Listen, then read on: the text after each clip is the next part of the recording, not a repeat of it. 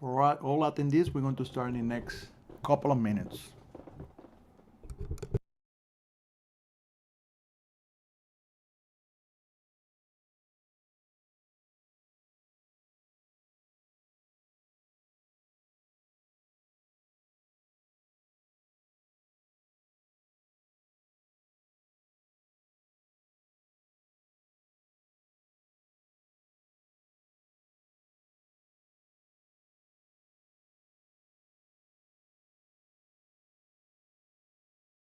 We are starting in about 1 minute.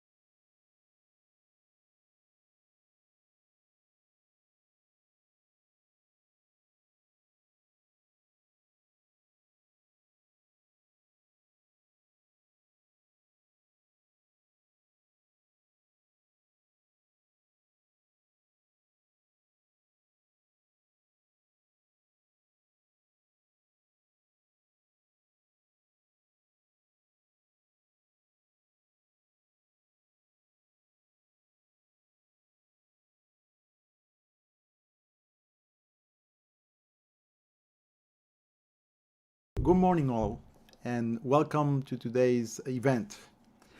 Good morning, good afternoon, and good evening to all of you.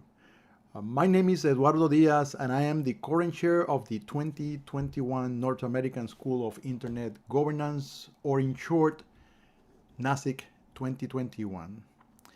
Today, I'm speaking to you from San Juan, Puerto Rico, and I would like to give you a summary of yesterday's proceedings for the benefits of those that did not have a chance to participate, and as a refresher for those that did. This brief will help all of us to put in perspective today's dialogues. Yesterday, we started the day with a message from Vint Cerf. For those of you that do not know him, he is considered one of the fathers of the internet. He and Dr. Bob Clan were the creators of the internet language, or when we talk about in technical terms, they created the TCP/IP protocol that allows all devices on the internet to communicate. In his message, he mentioned that the internet has become really more relevant for many of us with the pandemic. And as many have already experienced, it allows many people to work virtually now from home, and others to continue their studies virtually and do other types of work. Just to mention a couple of examples. On the other hand, Bin said that it has also brought up some of the inefficiencies on the internet, such capacity problems, affordability for some to access the internet, and more basically, the inability of many people to not have access at all. He suggested that governments, municipalities, and local communities get involved in having people invest money in the network to resolve these inefficiencies at all levels. After that, he drilled down to some of the challenges that we are going to continue to face going forward. Things like the fact that, electrical power is essential to have a connection to the internet. If you don't have electrical power, you cannot connect to the internet. And now, once you're connected, there is the issue of technical literacy. You know, once how do I surf? How, I'm connected. What do I do? Where do I move? And then those issues about security and people understanding what passwords are so important. To be aware of internet abuses like phishing, ransomware, things like that. This has to do with education. And those are part of the issues that we're still going to continue to happen going forward. At the end of his speech, of his message, he encouraged all of us to work in collaboration to remove or mitigate internet abuse and enhance those things that are good about the internet and the things good that it provides to the world. And he mentions this should be done in collaboration with governments and all the multi-stakeholders, and it should be in a way that people can bring the issues in one place, so the end result will be a better thing to do to mitigate these things. After him, Olivier Crepin Leblanc came next and took us on what I call a magnificent magic carpet on a journey from the beginnings of the internet in the 1950s to the present. He presented various statistics, he analyzed them, and gave us sort of a score of how inclusive, trusted, and resilient the internet is these days. For the resilient part, he gave a green check mark. We are there. For the inclusive part, we are not there yet, so he gave it a red mark. No, we're not there yet. And some of the dialogues that we're going to have today, we'll have to, give more examples of things that are happening on the inclusive side. And, how much trust is on the internet? Well, he didn't give a yes or a no. We are like, we're getting there. So that means we need to get more work done to have really a trusted internet that everybody can trust. And again, this has to do with abuse of the internet, fake news, and things like that. And if you think about it, if you talk about the internet as the internet and the devices that provide the networking, it doesn't have really anything to do with the internet, but what runs on the internet. Because fake news is not internet; it's something that runs on top of it. So that was a great presentation. So I encourage all of you to go back and watch that session.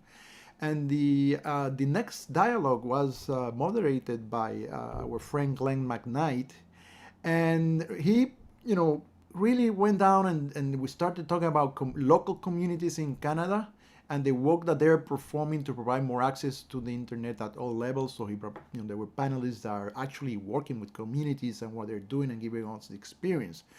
Lee Rini from the P Research made a presentation about the trends on access to the internet viewed from different angles, mobile, speeds, ages, and things like that help with the presentation and some of the provide some of the basis for the discussion and some real facts that help this discussion to be rounded. And like I said, the panelists provided insights as to the work that provided good results and the challenges in moving forward the internet in their communities. So as you can see on the first day, we went from the high-level view of the internet to the end user discussing the themes of an inclusive, trusted, and resilient internet. Now, about today. Today's journey is going to continue talking about communities, and we're going to talk about abuse and the trust and the secure and stability of the internet. We will hear a panelist moderated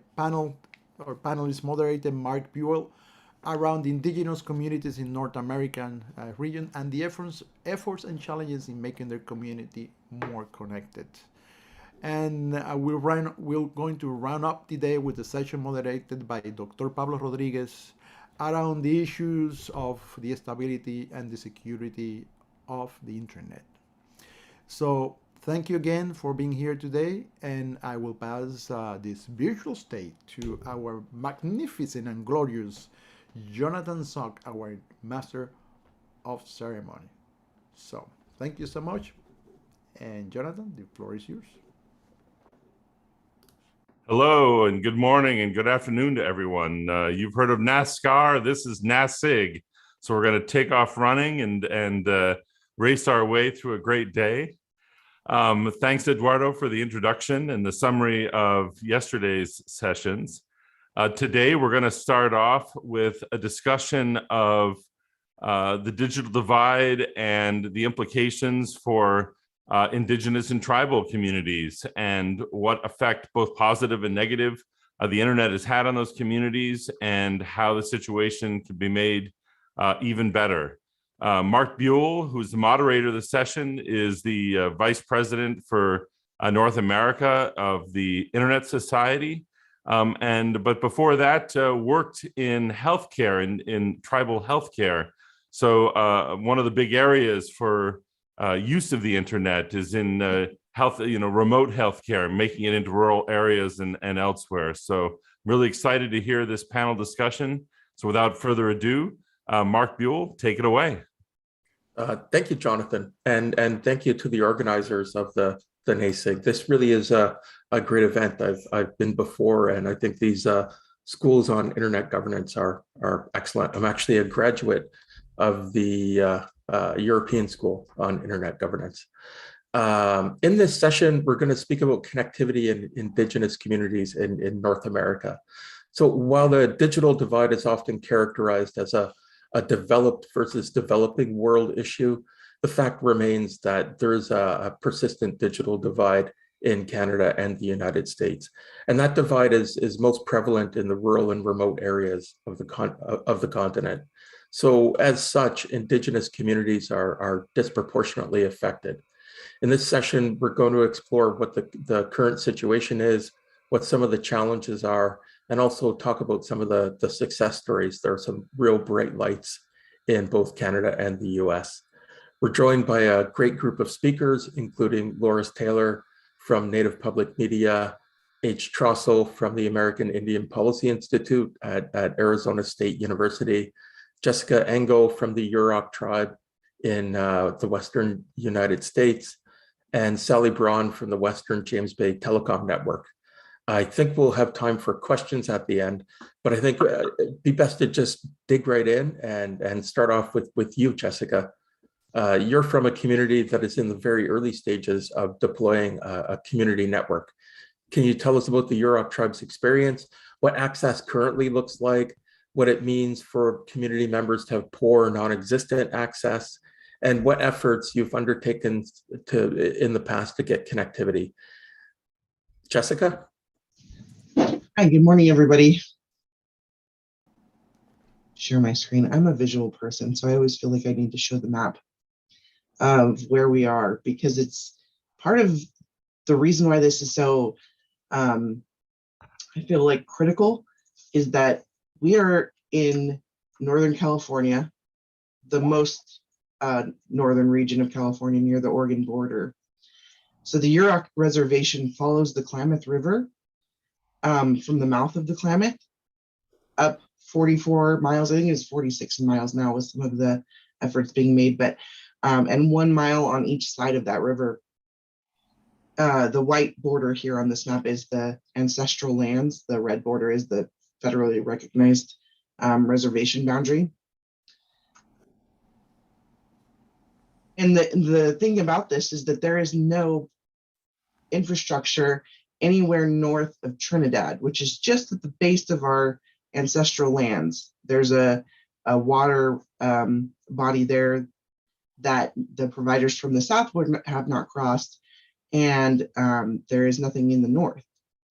So we've had to bring our internet in wirelessly from Crescent City through an 18-mile over water wireless link and build out a tower network on the reservation over time. And that tower network was limited based on the number or the bandwidth we were able to purchase in Crescent City, which was 400 megabits. So to give you that perspective, there's 921 address points within the red reservation boundaries. But that does not include the ancestral lands or anything in between Trinidad and Crescent City. So it's not a whole lot of bandwidth to be spread around all the tribal offices and small businesses, as well as any sort of emergency communications. And so, beginning at the beginning of the pandemic, it was pretty evident that if we wanted to send people home to work and go to school, that we needed to be able to provide some means of internet. And so we had to upgrade some of our existing equipment and fight to get additional bandwidth from providers. And, it just really highlighted all of the reasons that the internet is so important. We've had some emergencies that we just could not respond to, or folks would have to stand and watch their home burn down because there's no way to call for help. The accidents on the highway that takes way too long to get emergency notification out. But then going into the pandemic, students just cannot go to school. And if their parent is trying to connect to, a small little bit of internet to work from or to make a call from, because there also isn't telephone service, then the children aren't going to be able to connect to Zoom and do their classroom work. In some instances, we would have kids in the parking lot of a tribal office trying to connect to Wi-Fi to do their schoolwork because they couldn't do it from home. Outcomes are really poor in this region of Northern California. And there's been a suicide crisis that's related to not having access to simple things like the internet. So moving forward, it's, my first step was to try and get providers interested enough to take this on. But it's a really rural area that's mostly tribal lands, and it isn't populated enough, and the income's not high enough to make it incentivized for a provider to come in and bring the infrastructure through their means. And so I had to try and do it myself through piecing together small grants and in various ways to get what we were able to get completed. Fortunately, with the infrastructure bill, there might be an opportunity to fund some additional build outs, but it was very obvious that we were going to have to do it all ourselves. And the community network aspect of it is something that wasn't previously known to me.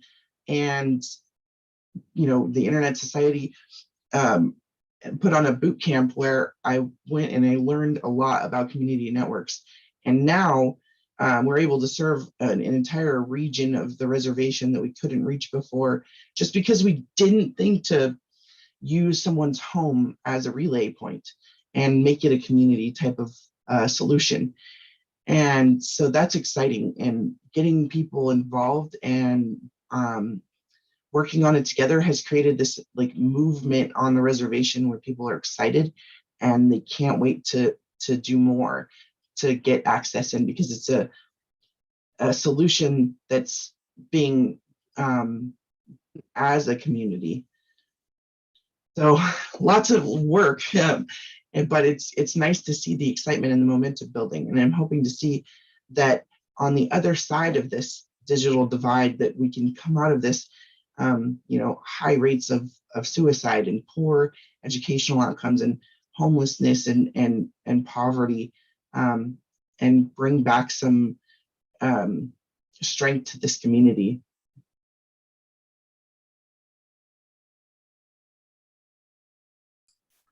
Excellent. Thank you very much. Next up, we have Sally. Sally, you're part of a very well-established and large network in Canada. Can you tell us about the Western James Bay Telecom Network, what it does, who it serves, why it was established? Okay, and did you want me to go into the challenges later, Mark? You can go into the challenges now if you'd like, Sally. That would be great. Sure. Okay, well, first of all, kudos to Jessica. I'm so impressed with what she's doing, and it's so important to have a champion like Jessica serving in regions that are underserved. The Western James Bay Telecom Network has been operating since 2010 in Treaty 9 territory, which is located on the west side of James Bay in Ontario, Canada. That's at about 51 degrees latitude north. It's 270 kilometers of fiber optic backbone, which runs from Moosonee to Attawapiskat. It runs on a sky wire over hydro poles owned by our sister corporation, which is Five Nations Energy, Inc. And both companies came into being as a result of diamonds being found 90 kilometers west of Attawapiskat, and the power was required by De Beers to operate the mine. So in 2000, the Mushkegowuk Council, which is the tribal council representing 7 First Nations, and the tribal council Western James Bay operates under, they were the community champion and project sponsor to undertake the development of our network. And we were able to do a feasibility study to bring broadband connectivity to the remote First Nation communities of Fort Albany, Kasheshwan, and Attawapiskat. And the feasibility study was completed in October of 2002. Fast forward 20 years, and we now deliver fiber internet connectivity to hospitals, schools, health centers, band offices, airports, etc. in our region. We also provide back office logistical support and training to several community-based technicians who look after 720 wireless residential customers in the 3 First Nations. When I started, we were at 60 megabits per second at our gateway in Moosonee. We are now at 5 gigs. So we've escalated very fast, which goes to the point that it doesn't matter how much broadband you offer, you're always going to need more. We've been working on a major telecommunications project since 2014. The main objective of the project is to improve the residential internet connection speed to homes to meet the federal standards, and also, and most importantly, to serve as an economic springboard to lift this entire region out of poverty. Just about 75% of the people in this region are on social assistance in some form or another. The employment rate is very high. And like Jessica, we have had issues with suicides, opioid overdoses, and we're desperately concerned about our youth and wanting to provide them with the best possible infrastructure so they can achieve their what they would like to do with their lives. I should mention that the Five Nations Energy, Inc. and Western James Bay Telecom Network were the first in Canada, 100% Indigenous owned. One is an energy transmission provider, and Western James Bay is a internet service provider. So we were the first. There's been many come along since, but we were the first. The fiber to the home construction season began in 2019 and is scheduled for completion in September 2022, COVID permitting. We are connecting about 1,200 homes in the communities to fiber to the home. When COVID hit in 2020, we were fortunate because we at least had all our materials in the community so we could get the work done. other projects in other part of the country were not so fortunate, as the pandemic's supply chain issues caused work to come to a standstill. COVID hit not once, but 3 times, and these repeated lockdowns wreaked havoc on our construction schedule. The pressure to get the fiber to the home project completed came from all directions, as everyone was trying to cope with working from home with poor connectivity. So there was enormous pressure on the staff and you know, the people I work with and myself, from the chiefs and leadership in these communities to get the job done. But on the other hand, we were basically locked out. We couldn't send a construction crew in. The challenges that I just wanted to touch on, I can talk on about them later because I don't want to take up too much time. The challenges that I'm noticing are lack of leadership, dark fiber availability right across Canada. This is an issue. And in the past, we have looked to our political and business leaders to do the right thing by us. But in the last few years, I've come to realize that there are times when these leaders are not the persons who should be in the forefront of internet infrastructure development, as the business models they are bound to and the regulations they must adhere to do not allow for altruistic goals to be achieved. To get this into perspective, I use the example of how our schools were built in Canada in the 1800s. Our schools were built wherever a child lived. So how do we deliver connectivity to each child in Canada? Amadeo Bernardi touched on this point yesterday when he spoke about large sums of money to the government that the government was allocating to remote and rural communities, which were so desperate for connectivity that they would settle for a solution which was not optimal in the long term. What is not optimal is that even if the infrastructure is deployed in a community, what then? Can you afford the price, the bandwidth you're going to require? Is the bandwidth you need available? Canadian ISPs pay the highest rates for bandwidth compared to the States. What is needed in Northern Ontario is more lit fiber optic capacity terminating at an internet exchange point at the US border, where bandwidth can be purchased for a fraction of what we are being forced to pay now. This means more fiber must be laid, and I do not believe that for-profit companies have any interest in doing this, as the return on investment falls outside their business model. And the government rarely undertakes projects for the common good that interfere with a for-profit business. Second challenge that I see and that we're facing is the environmental risks.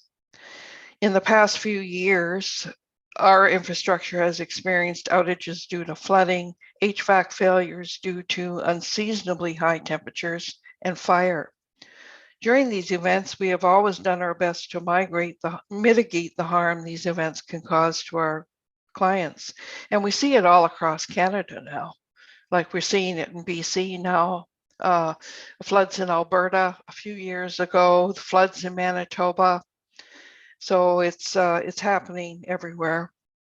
And in order for your network to be resilient, you have to build in mechanisms that are going to show that you are doing due diligence and that you are trying to deliver the service that you are promising. The other issue, a challenge that I see has to do with energy policies and what is being done to put the brakes on the amount of greenhouse gas emissions the internet is now emitting into the atmosphere. It is estimated that by the year 2030 or 2035, the internet is going to be using 35% of the global energy output. The fourth area that I see there is a problem is how our spectrum allocation policy in Canada is set up. It is set up in such a way that is putting the health and safety of our citizens at risk on the land where you have large for-profit companies buying up huge chunks of spectrum that they are not going to use. They basically put it on the shelf. They look at where they can get the most profit, which are densely occupied population centers, and they just leave the rest of us out without any sort of support as we go out onto the land. And we've had several hunters die for this reason, and we've had several hunters that if they were able to use a cell phone, they would be alive today. So that's what I have to say, Mark. So thank you very, very much to everyone for this opportunity to join in this session. Thank you, Sally. I think one thing that you touched on, I think we'll raise later, and that's around spectrum and what needs to be done with that regard. But we'll turn to you, Loris. Can you speak about the policy and legislative environment for tribal areas in the US? What are the particular challenges you see for tribal communities? And if you can also raise some of the opportunities, perhaps. Sure. First of all, thank you for inviting me to be a part of NASIG. I've been with Native Public Media since 2004 and have led this organization in terms of providing broadcasting to tribal lands. I've also been the co-chair of the telecommunications subcommittee for the National Congress of American Indians, sat on a few FCC committees, and a member of NORALO, the North American Regional at-Large organizations, and also just a recent graduate of NASIG. So if you haven't taken NASIG as a course, you should do it. It's an excellent program. But let me start out by talking about in the indigenous North Americas, and primarily the US. There are 574 federally recognized tribes in the United States, and I'm a homegirl to the Hopi and Acoma reservations, so Gowatsi, Nkwangtalengva. I have a familiarity with the subtle tribal nuances that intersect with technology. Having been raised on the tribal reservation of the Hopi in the village of Aribi, where we had no running water, no electricity, absolutely no internet, no television, no radio. So I've come a long way. It's a wonder that I'm a poster child for broadcasting today. The subtle nuances of tribal lifestyles and understanding the culture is very important to the policy making of Indian tribes in the US. So for example, US tribal governance is constituted through a variety of legislative enactments, including treaties, federal public law, and even state recognition. And this makes a difference in the deployment of the internet or broadband across tribal lands. NPM's mission is to promote the self-determination of indigenous peoples through media access, storytelling, and ownership. So let me just talk a little bit about the US Native Broadcast Network. Broadcasting really was my entry into the world of broadband and the internet. We work directly with terrestrial radio and television stations, which is a highly regulated industry in the US and a really huge user of licensed spectrum. We have 59 radio stations and 3 television stations located on tribal reservations, and over half of these stations stream their signal over the internet, reaching audiences around the world. Only one station is located off tribal homelands, and all the stations are licensed to tribal governments or tribal entities. And Native Public Media represents the interests of this Native Broadcast Network to Congress and federal agencies like the Federal Communications Commission, the Federal Aviation Administration, the General Accountability Office, and others. So that's been my world. That's where I started. In 2009, just a few years after I started Native Public Media, we published our first study titled The New Media Technology and Internet Use Study in Indian Country. This was really our first look at how tribes are using the internet. We interviewed hundreds of people across Indian Country and focused on at least 4 tribes. So as a result of this partnership that we had with the New America Foundation back then, we laid out a really clear set of recommendations for inclusion in the US National Broadband Plan, which had never been done before. And I just want to highlight some of the recommendations that we focused on back in the day. So this broadband plan really came out in 2010. And one of our huge goals was to make sure that we had a tribal broadband plan embedded in the national federal broadband plan, a huge undertaking. So we knew that we had to have very solid recommendations. I'm not going to go over all of them, but if you look up the 2020 National Broadband Plan, you'll see the tribal recommendations there, which we worked very hard to include into the plan. But one of the things I want to mention was that we recommended that the FCC create a tribal office within their institution that would work with the sovereign nations within the United States. Now, if you know anything about the FCC, the offices are siloed. So you'll have the Media Bureau, you'll have the Enforcement Bureau.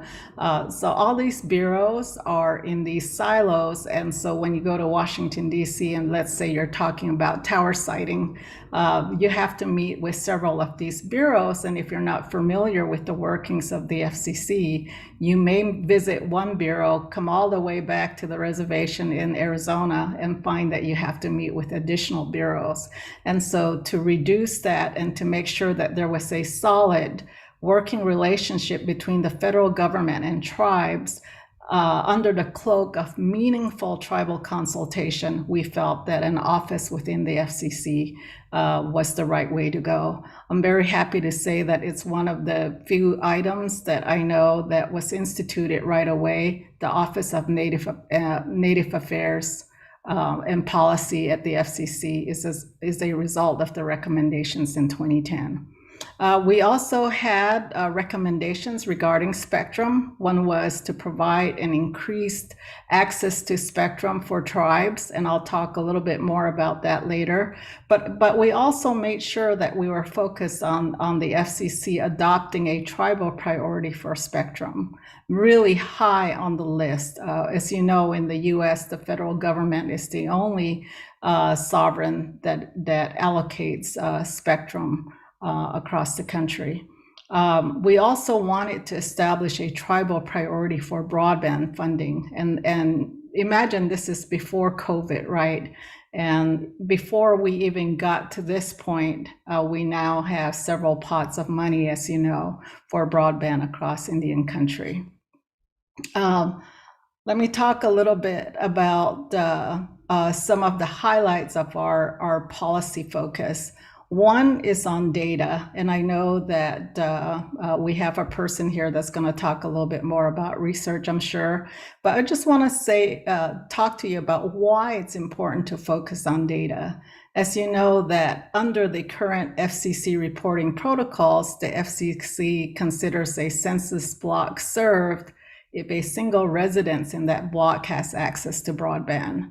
And this overstatement of broadband availability, which also uses maximum advertised, not actual speeds as part of their data collection, really skews how tribes how tribes can participate in getting funding for broadband. So, for example, an area that's considered served or not can have a really significant effect on their eligibility for federal broadband infrastructure support. So if there's inaccurate or overstated data, it prevents businesses and governments and other entities from securing federal funds to assist underserved and underserved communities, and that's really talking about Indian country.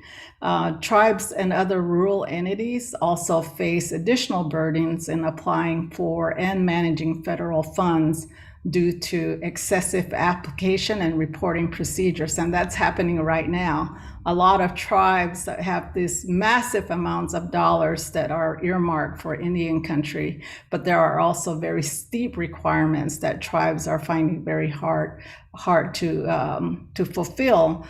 For example, some of the grants have a significant match or cash on hand requirements, and this can really stifle tribal government's effort in broadband deployment.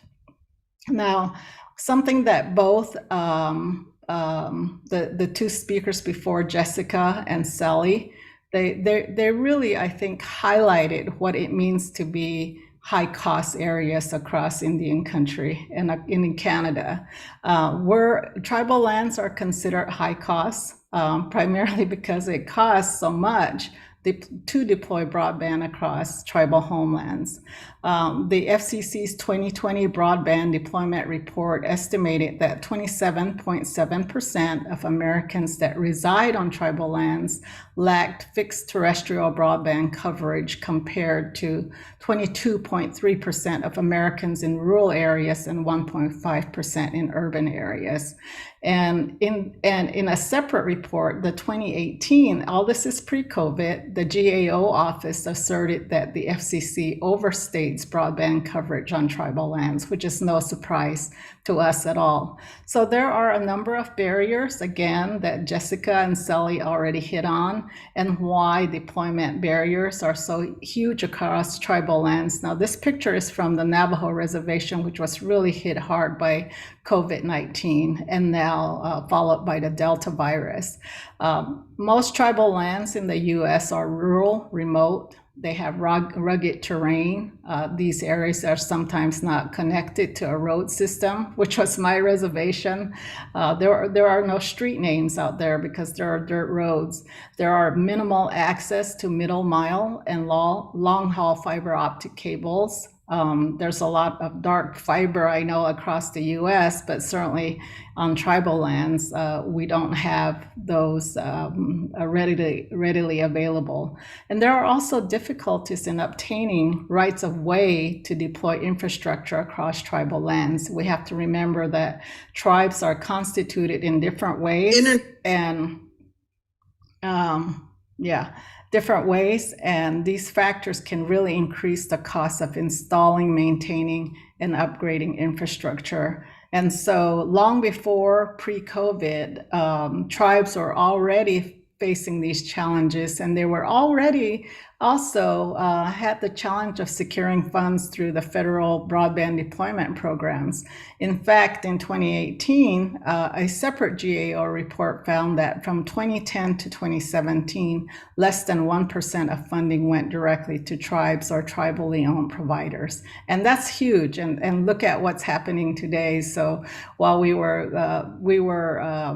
used to scarcity, now we have an overabundance, I think, of funding, which we're trying to manage. So internet speed matters. Okay, she likes to talk. So let me just talk about the speed, which is really, I think, critical today. I think COVID really unveiled some structural flaws in businesses and in our schools and government, and that if we're to promote economic prosperity and diversity, broadband speed is really critical to telehealth, to remote working, to distance learning, agriculture, everything that we do, even to our electrical grids. And we're finding that the federal standard of 25 megabits per second and 3 on the download and upload is really not enough to meet the requirements of what we need today. The speed definition doesn't correspond with the download and upload speeds that are necessary to support education, for example. And once again, I think Sally and Jessica, you both mentioned this. It doesn't correspond to healthcare applications. If you look at Alaska, for example, where the Alaska Natives are very remote, and sometimes they live in villages where the only way to get in is by air, who would benefit from telehealth can't do it because they don't have the necessary infrastructure, and most of all, they need the bandwidth to be able to do what they need. And so we support from Native Public Media a higher scalable standard that more accurately reflects modern innovations and bandwidth demands. In terms of spectrum, in 2010, as I mentioned, we worked with the FCC to establish the first tribal priority for broadcast. And this was really meant to expand the number of radio stations owned by tribes broadcasting to tribal lands.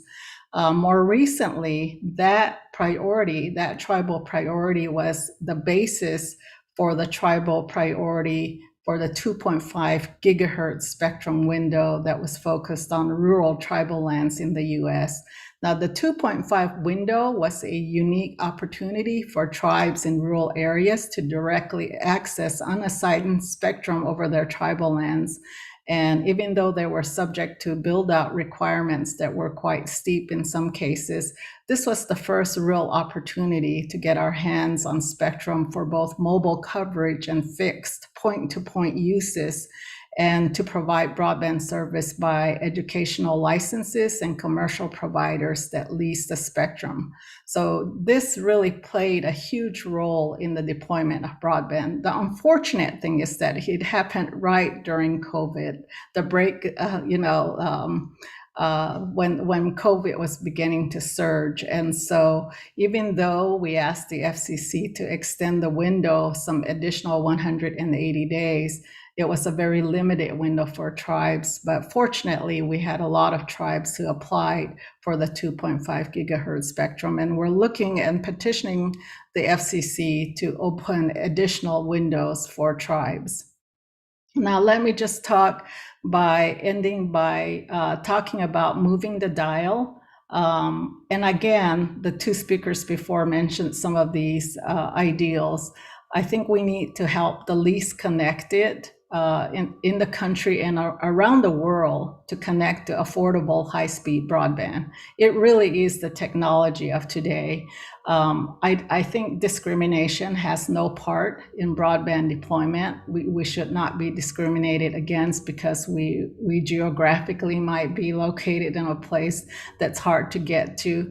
Everybody has a need for broadband, and that was really stark and polarized during COVID-19. We went through a very information-centric pandemic, which I think is going to become an endemic, which means it's going to be here for a very long time.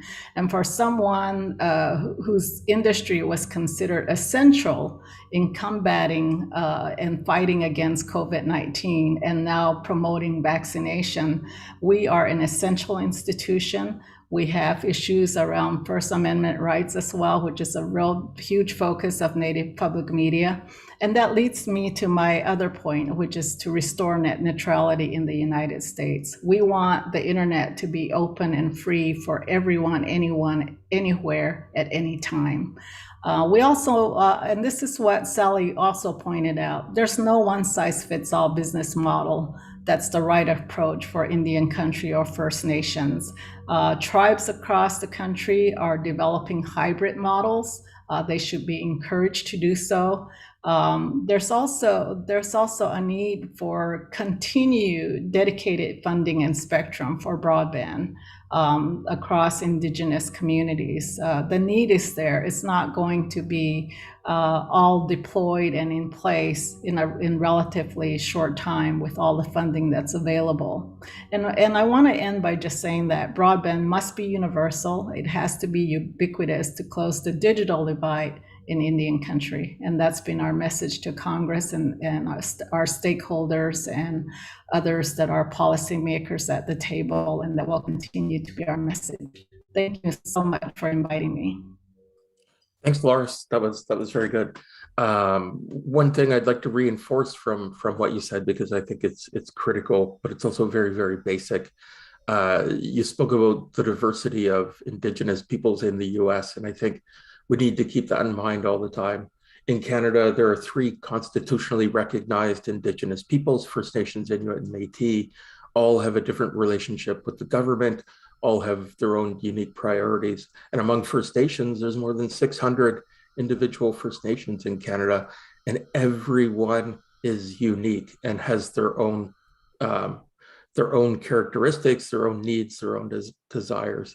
And geography plays a role too. In North America, a lot of northern communities are satellite dependent and will likely be satellite dependent for years to come.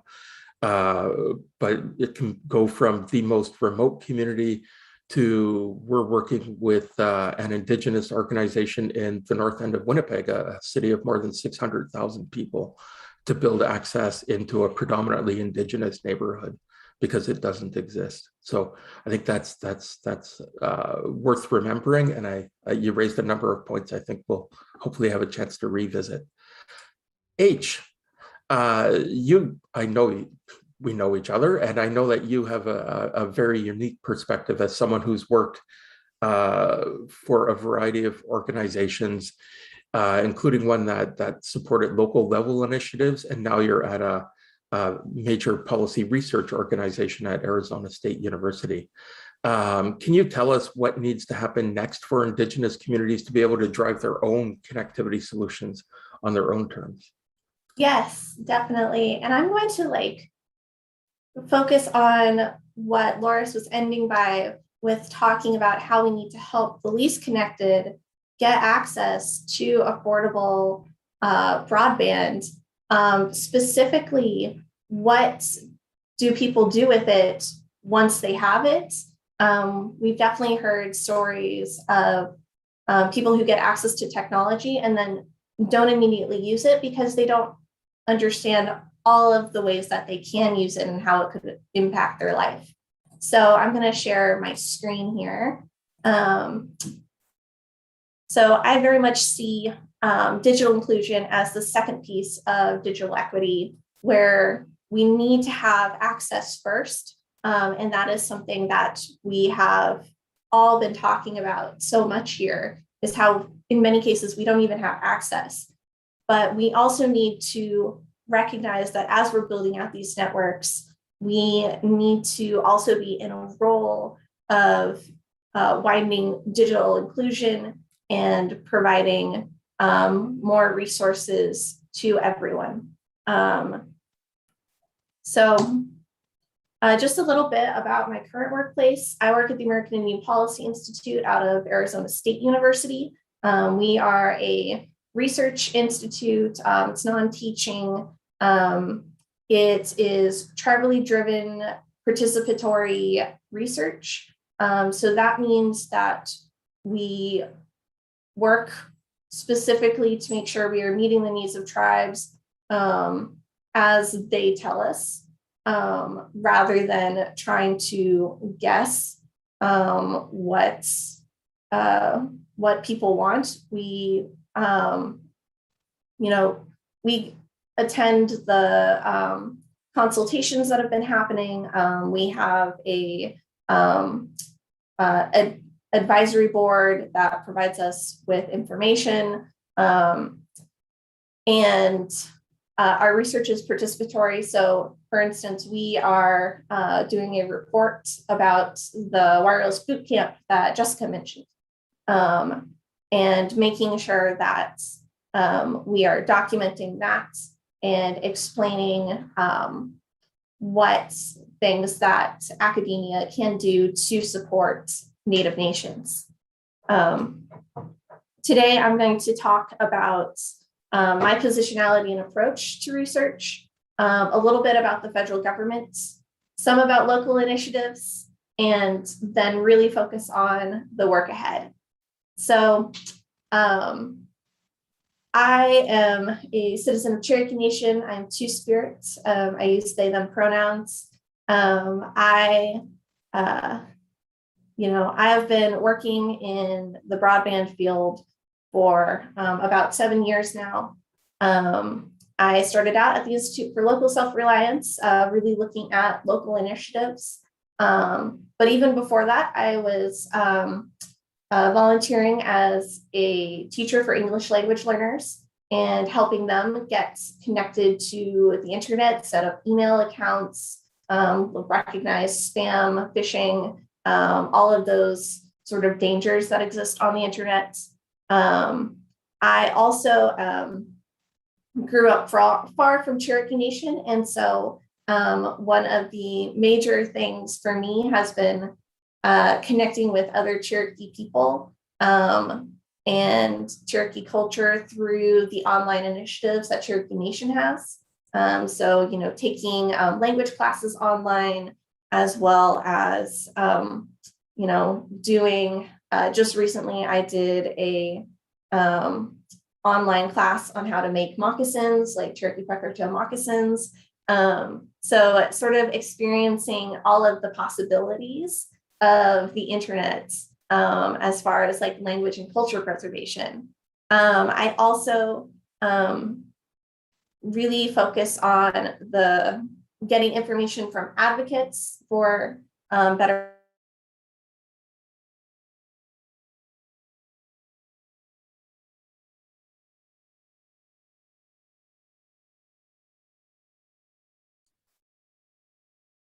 I think H has frozen.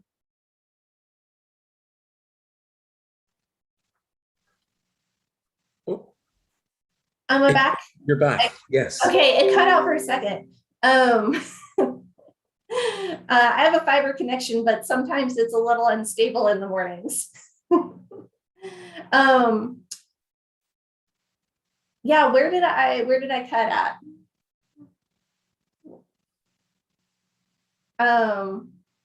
I was, yeah, go ahead. Your research approach, I think it would be good to be there. Okay.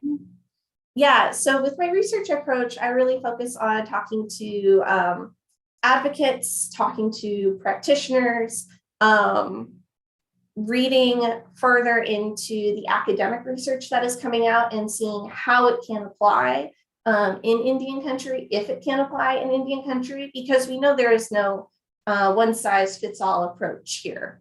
And so being able to talk to people like Sally, talk to people like Jessica, Loris, in order to fully make sure we are encompassing as many voices as possible when developing research. So we have seen recently at the federal government that there is now more funding for digital inclusion available. There is now an interest in subsidizing internet access because, as Laura's pointed out, a lot of it is unaffordable. I talked a little bit about the opportunities for language preservation. The federal government is very interested in supporting those. They recently passed like a memorandum of understanding at the Tribal Nations Summit just the other day. And they are much more involved in the federal government is much more involved in consultations and developing this nation-to-nation relationship and respecting it. I specifically want to point out that in the Infrastructure Investment and Jobs Act that recently passed, there is a digital equity competitive grant. And this makes $250 million available for each of the first 5 fiscal years. And what this can do is that tribes are eligible entities to apply for this. It does not sound like there are any matching fund requirements for this grant. And this builds off the work of the Tribal Broadband Connectivity Program, which that program provided funding both for infrastructure, but also for digital inclusion work. And so with local initiatives, so sort of going through all the different levels, Right now, I'm very much focused on the federal level, but local initiatives I can talk a little bit about because of my previous work at the Institute for Local Self-Reliance and my current volunteer work as well. So we have community networks prioritizing connecting community spaces and making sure that the entire community gets access in some way to internet services. I saw a great example over at Mohawk Networks of connecting the Boys and Girls Club, which at the same time got funding for better computers and focused on teaching those digital literacy skills. Right now, I volunteer at an after-school program, and a lot of that is teaching computer skills to youth so that they know how to use it when they want to go to college or when they are forced to do online learning. So that has been one of the things that has happened during the COVID-19 pandemic. We've seen students have to learn really quickly how to get the full capabilities out of the computers that they were given, especially here in the urban school districts. We have, I saw a program out of Fond du Lac in reservation in Minnesota that was teaching youth to develop apps for language and culture preservation. So they were working with elders and with language experts in order to develop programs and build digital skills, while also, building that intergenerational relationships and building up the possibilities of getting more involved. Related to that, I've seen amazing initiatives that give elders iPads in order to better connect them. Because one of the things that we found with the survey that the American Indian Policy Institute did back in 2019, the Tribal Technology Assessment, we found that the main way to access the internet was smartphones. And iPads are very similar to smartphones. They are touch screens, they are larger devices, so it's easier for the elderly to read. And so we've also seen on the local level maker spaces. So this gives everyone in the community access to some of the newer technologies that people can use for different kinds of crafting. So one of the things that I've seen at maker spaces is 3D printers. And it is really cool to see people who have very little access to the internet make something using this new technology and be able to take it home with them. So these are some of the local initiatives, and this really brings us to the work ahead.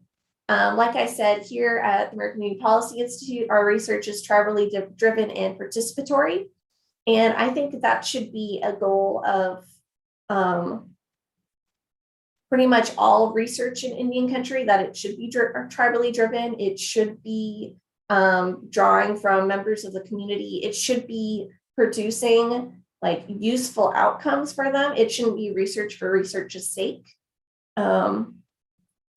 Additionally, we have seen with some of the conversations at the federal level that tribal libraries need to be fully eligible for the internet access subsidies.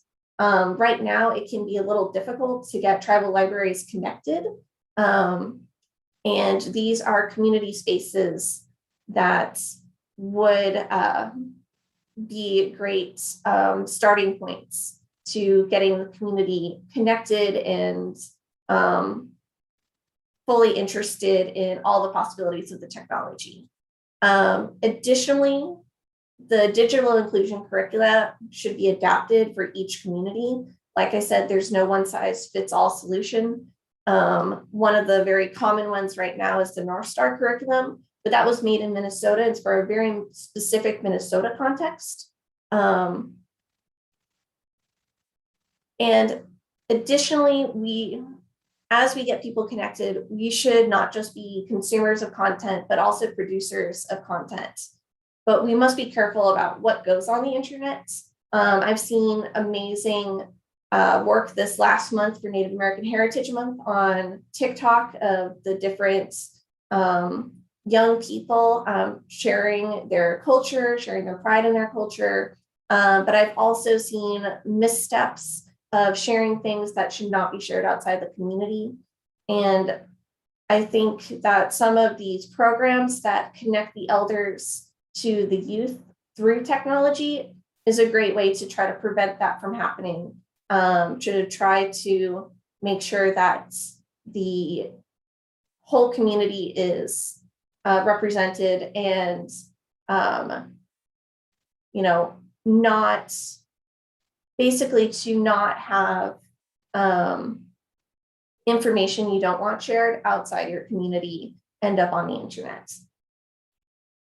So those are sort of the work ahead. We need to get people connected, like with the internet access first. We need to make sure that everyone fully knows how to use the internet to the best of their ability, how to use new technologies, and to connect youth and elders, and to make sure that that we are fully using the internet to its best ability.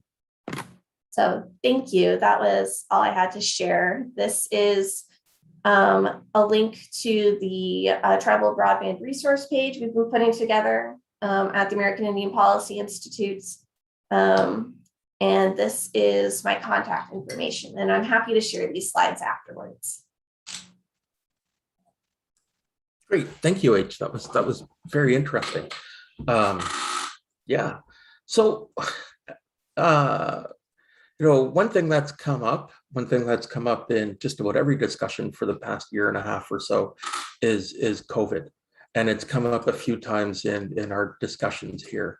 Both Jessica and Sally mentioned how COVID shone a bright light on the importance of internet access for community well-being. And we have seen policymakers and funders respond to COVID. But, and I'll post this question to all of you, has the pandemic spurred a response from policymakers and funders that can or will be effective to address the divide that exists in Indigenous communities? Have you seen any programs or policies that have emerged over the past few months that can really make a difference?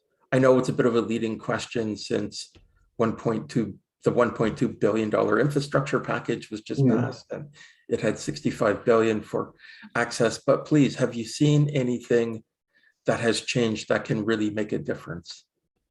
For me, it's the emergency broadband benefit program, giving the tribally owned and operated WISPs an opportunity to access a subsidy like that that normally is only for telephone service or telephone providers that are designated and regulated. So I would say that program, although it's been a huge burden because there was no administrative support, and that was our first time doing something like that, like I myself have had to do a lot of work to get the folks enrolled and registered.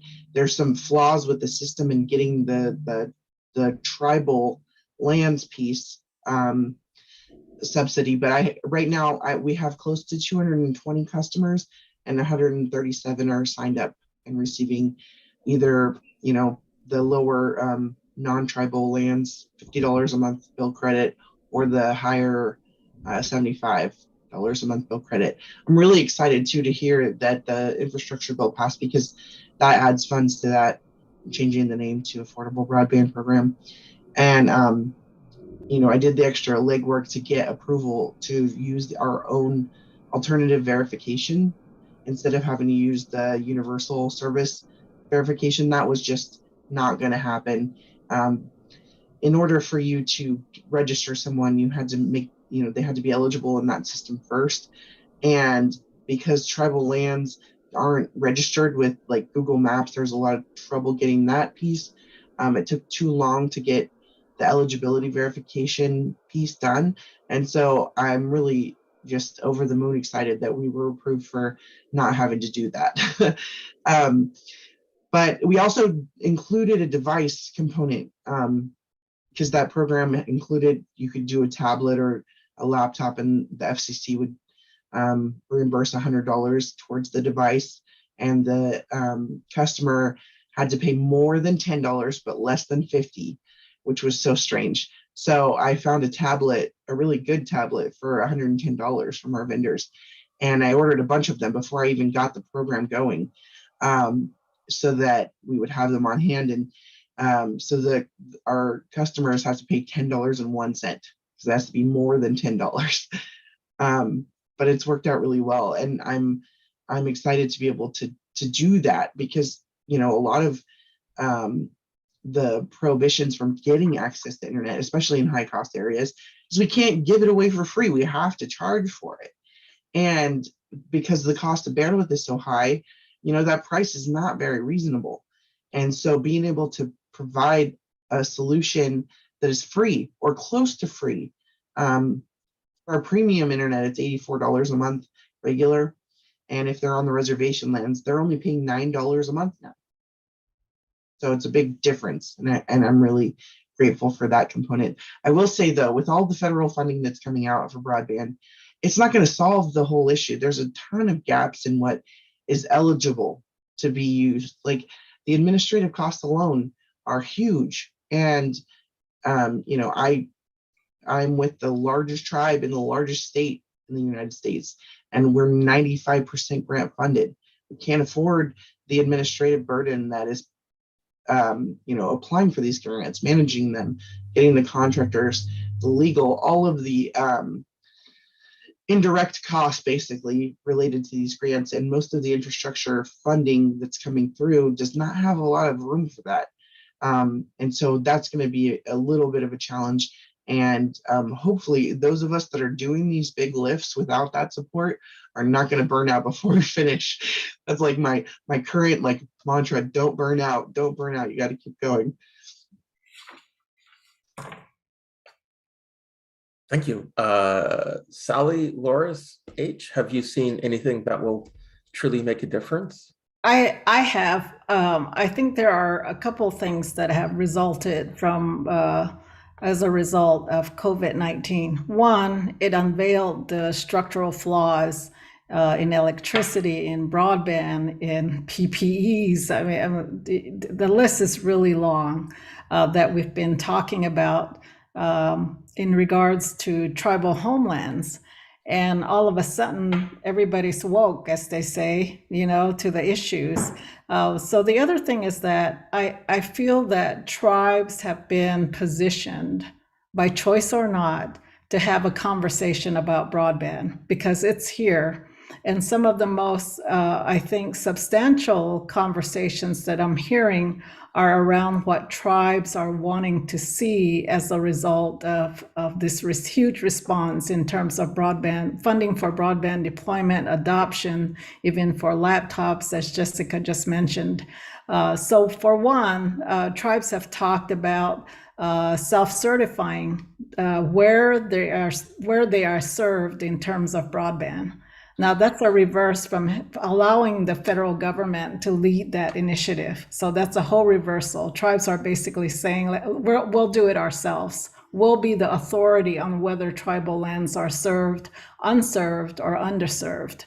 And that's a paradigm shift there. There's also big conversations about what sorts of mechanisms are going to be supportive of the deployment on tribal homelands. And they're looking at governance as a way to do that. So tribes are saying, like, perhaps that any applicant that's seeking funding to build infrastructure on tribal lands should have a resolution of support from the appropriate tribal government in order to be eligible.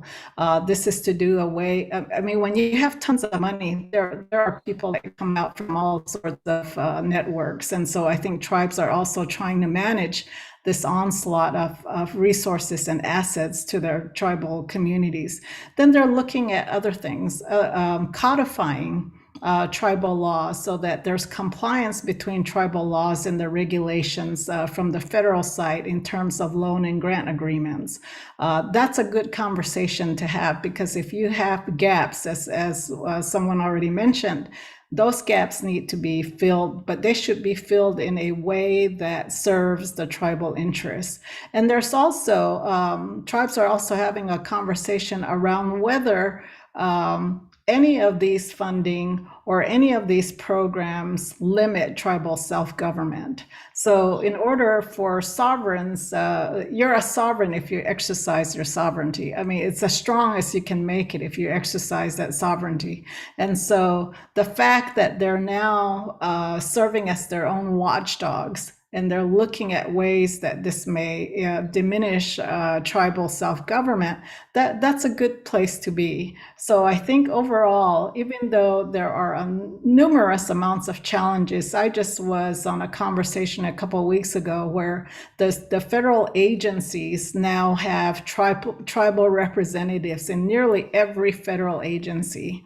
That's unprecedented. That's like in my lifetime. I mean, I've been advocating since 2004. So for many, many years, I was talking to empty chairs and talking to people who didn't feel that we even existed or mattered. But all of a sudden, we have representatives in federal agencies who are coordinating their efforts. That's wonderful to see people that come from our homelands, that look like us, who understand those tribal nuances. Extremely important, because at the end of the day, we may have all this funding, but if we don't have good structural support and policies that are tethered to those structural supports, then we may be a step back by the time the dust clears. And so I'm hoping that's not the case, but I feel like we're on strong footing at this point in time.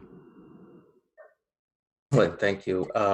Before I go to H and Sally, one thing we always say at the Internet Society is, if you're building a community network, the network part is the hard part. The network part is the easy part. The technical part of a network is the easy part. The hard part is the human part, the community part, the building the community around the network, and the governance. The governance has to be in place. The right policies need to be there. H or Sally, any thoughts on policies or programs that you see might work? One of the things that I've noticed in the past year has been the federal government sort of doing away with those matching funds requirements, which makes things a little bit easier to access those federal funds. But as Jessica pointed out, there's still all those administrative costs that goes with any time you get a loan or grant. We've also seen some loan programs basically turn into grant programs, like with the USDA Reconnect program. So there are these sort of small changes that we've been asking for a while. Will they make a big enough impact? I'm not sure, but I think there is also been this growing movement of different,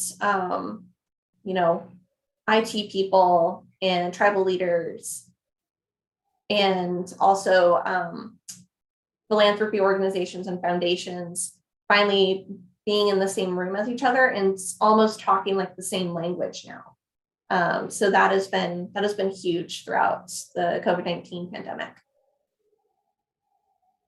So true. Sally, I think in Canada, things are a little different. There hasn't been a massive announcement of money. There is money out there. And what seems to be happening is a little bit piecemeal. But are there anything you see on the horizon happening in Canada? I think from my perspective, I can think of Canada ratifying the United Nations Declaration on the Rights of Indigenous Peoples and some kind of commitment on implementing the calls to action from the Truth and Reconciliation Commission. And hopefully that will result in some of the things Loris was talking about that's happening in the US. But have you seen anything in Canada? Well, I just wanted to pick up on a point that Loris made. And when COVID hit, the government was very quick to say that they would be supportive of Canadian citizens. And what I noticed in my territory, which is our governing body is the Anishinaabe Nation. There's 49 First Nations that are a member of this organization. And what I noticed is who wasn't at the table when decisions were being made about how this money was going to be spent. For example, we had the Ministry of Justice saying, oh, well, we can do courts virtually, without there being anyone at the table to say, in order to do that, you need the connectivity in the communities, and there wasn't anyone. In the case of Anishinaabe Nation, they had no one running the IT advisory, nothing. They pulled 2 people from housing and transportation, and that's the desk it landed on. So for Western James Bay, and KNET, which is also operating in Northern Ontario, we spent a lot of time talking to the people that were making the decisions, the politicians, the ministries, the civil servants, and advising them on what was possible, what is possible, and the challenges to what they were proposing, and how to get over those. So it's running the internet is not easy. It's not an easy ride. There's so many things going on, so many factors to consider, and I think it's been a sort of a learning session for all of us. And I'll go back to what I said earlier, and that is sometimes the politicians and the for-profit companies are not the people that should be handling this. They really don't know. This is not a business that you can run like a railroad or run like a road system. This is very, very different. So what I'm seeing is a colonial mindset and model being applied to a situation that is very, very new. And the terrain is largely uncharted. So it's going to be a learning curve for everyone. And right now, the politicians handle the money. So they're the ones that basically need to be schooled. Thank you. We have about 15 minutes left. So please post your questions in the chat. But before we go to questions from participants, I'll pose one more question to each of you. We've talked a lot about funding. We've talked a lot about money. But money is one thing, but it's certainly not the only thing. From your perspective, what do you think is the top priority for Indigenous communities to achieve digital parity with their non-Indigenous counterparts in North America? One thing. If anyone wants to go first, otherwise I'll call someone's name. I mean, first for us would be access. That's the biggest challenge, is that we can serve some folks.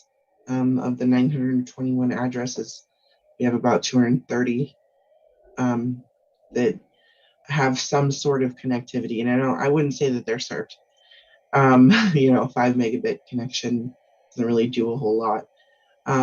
But the rest of the reservation doesn't have power, lacks water sometimes during the, this past summer was a drought year, and the water system was drying up for our village. And you need those, and then internet. And then the folks that we were able to connect that don't have power, when they would turn their generator off at the end of the day, the internet would go away as well. And so we would get alerts on our system and like, oh no, this whole village is down. But no, they just turned their generators off. We have a funny problem, but yeah, access is first.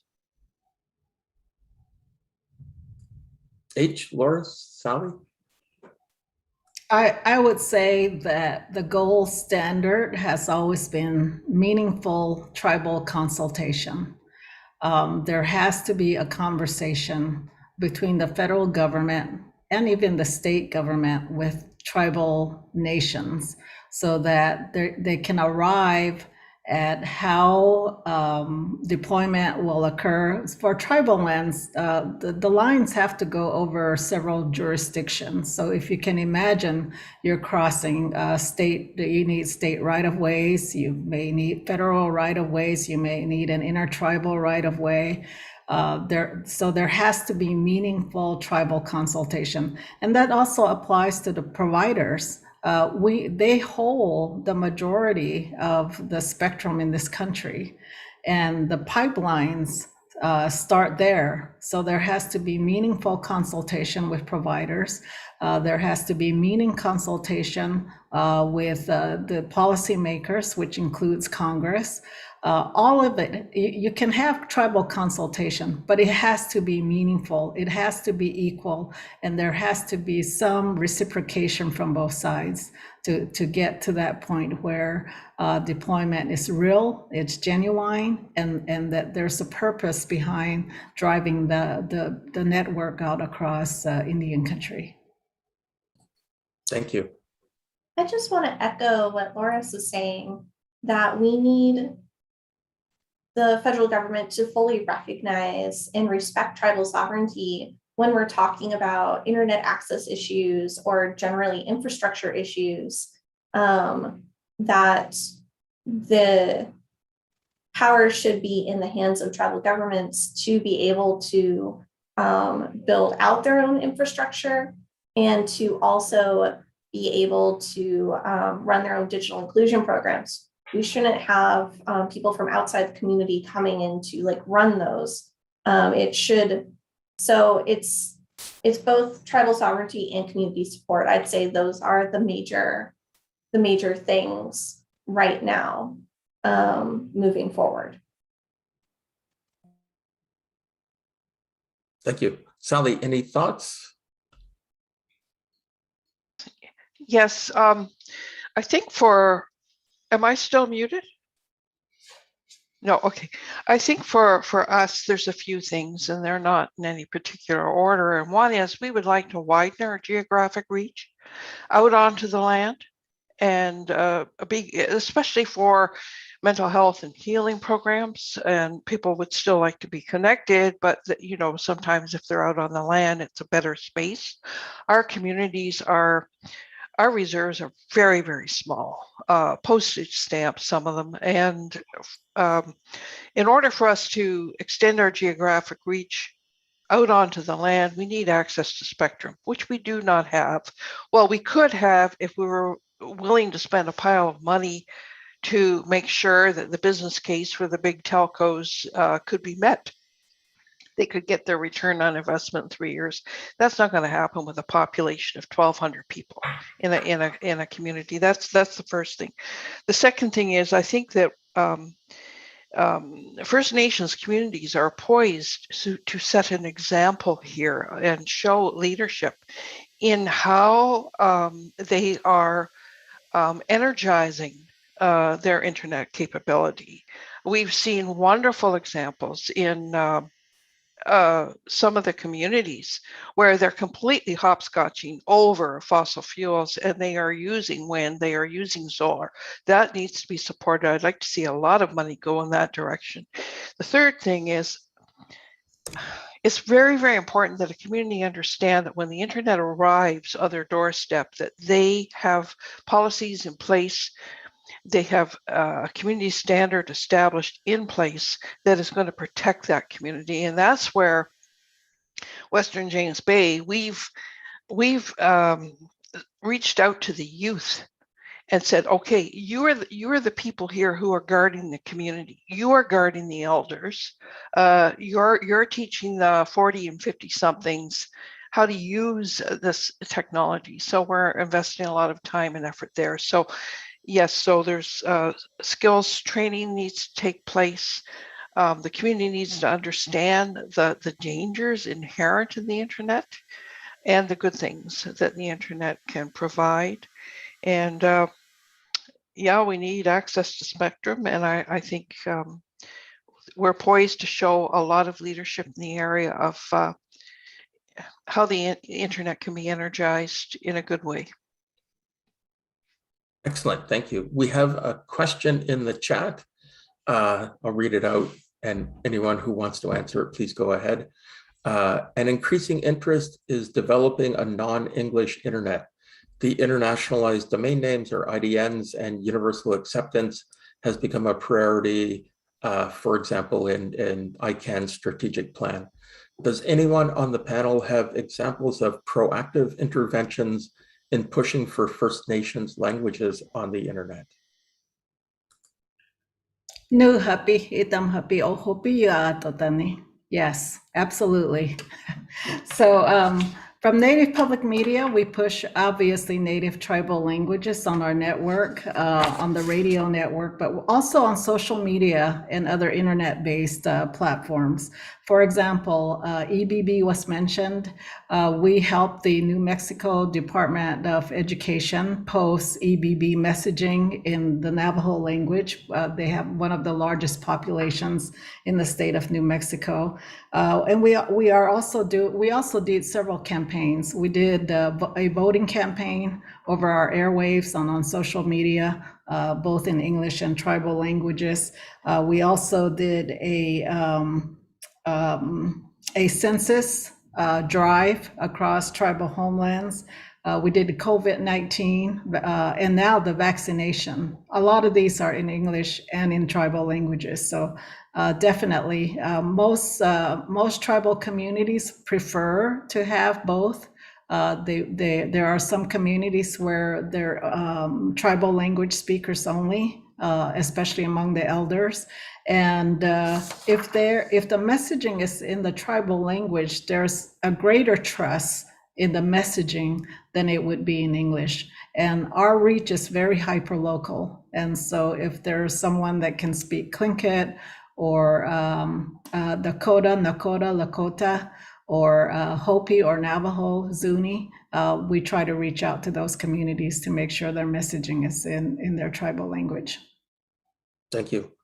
I do know in Canada, at least, there was some interest for Inuktitut and Cree syllabic characters for internationalized domain names. I don't know the status of that yet. There's also a fair amount of interest that we've been hearing around the next round of new generic top-level domains, GTLDs. We've been approached by a couple of groups who have some very strong interest in applying for new GTLDs. Excellent. Yeah, I think that's actually quite amazing. It'd be very cool. Are there any questions from the participants?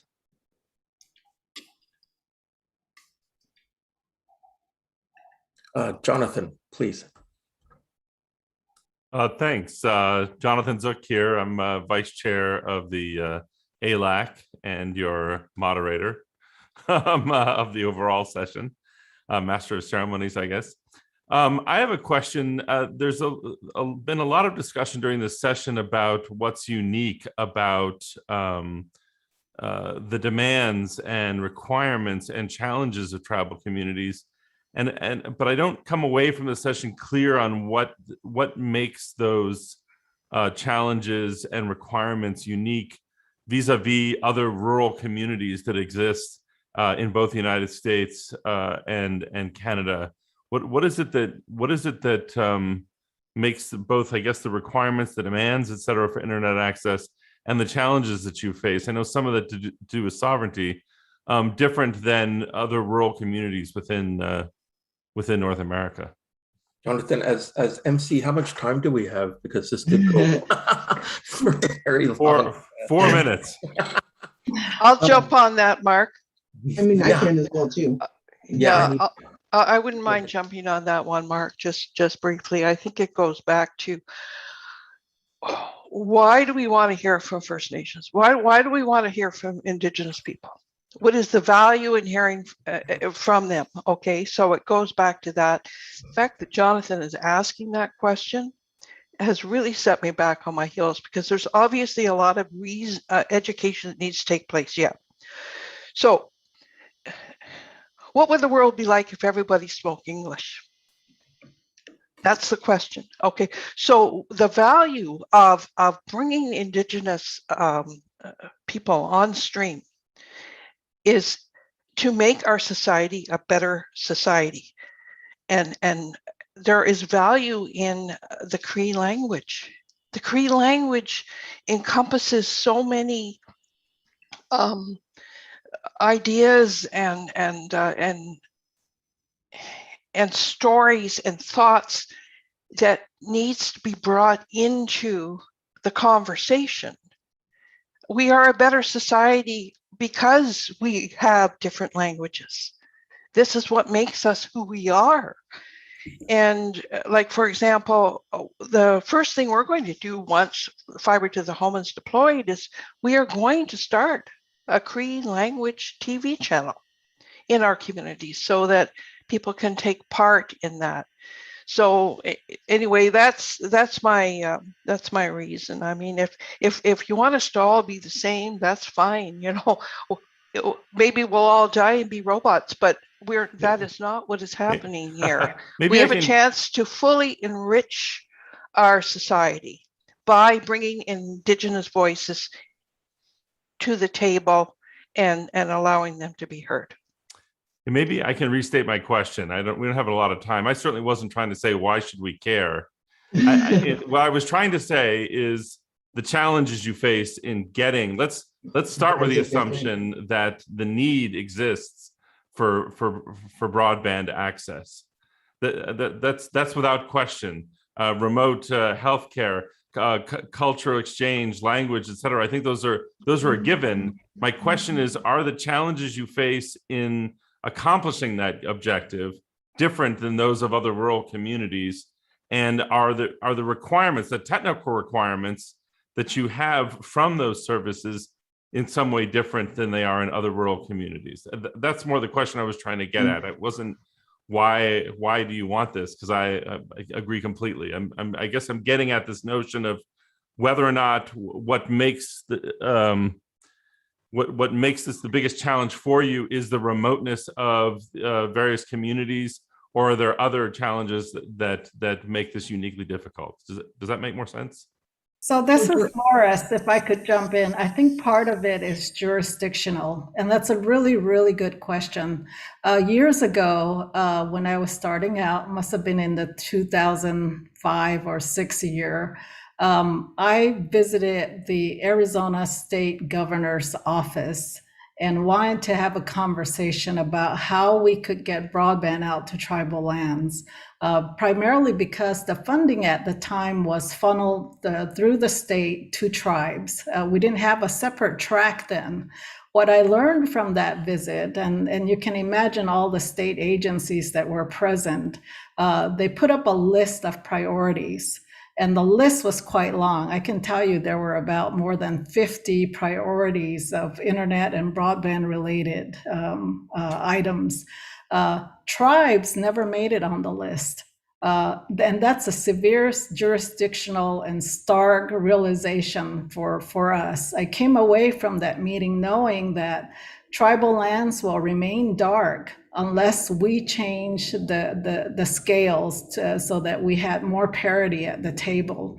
That started really the advocacy from Native Public Media. We immediately went to Congress and said, listen, you can give money to states, but you need a separate track for tribes because the jurisdiction of the state, albeit that they have great needs themselves, leaves tribes at the bottom of the line, or we remain invisible. We remain dark. So I think part of it is jurisdictional, a huge part. We're slowly beginning to see the federal relationship change in that way. We're now having direct funding come to tribes. We even have the EBB is direct funding to consumers. I mean, imagine that wasn't even something that we could have thought was something that could happen 10 years ago. So I think there are questions about tribes also have political standing. We are sovereign nations and as citizens of sovereign nations, we're not considered as one of, in some places we still are, but we don't fall in neatly into that quote minority box. We're separate because we have political standing, and tribes have control not only over their lands, but over their peoples and their resources. And that requires a different kind of conversation between tribal nations and the federal government. Thank you, Loris. Thank you, everyone. I think we're out of time, but this was an excellent discussion. Thank you, each of the panelists. You each brought a great perspective, and I think this told a great story. And back to you, Jonathan.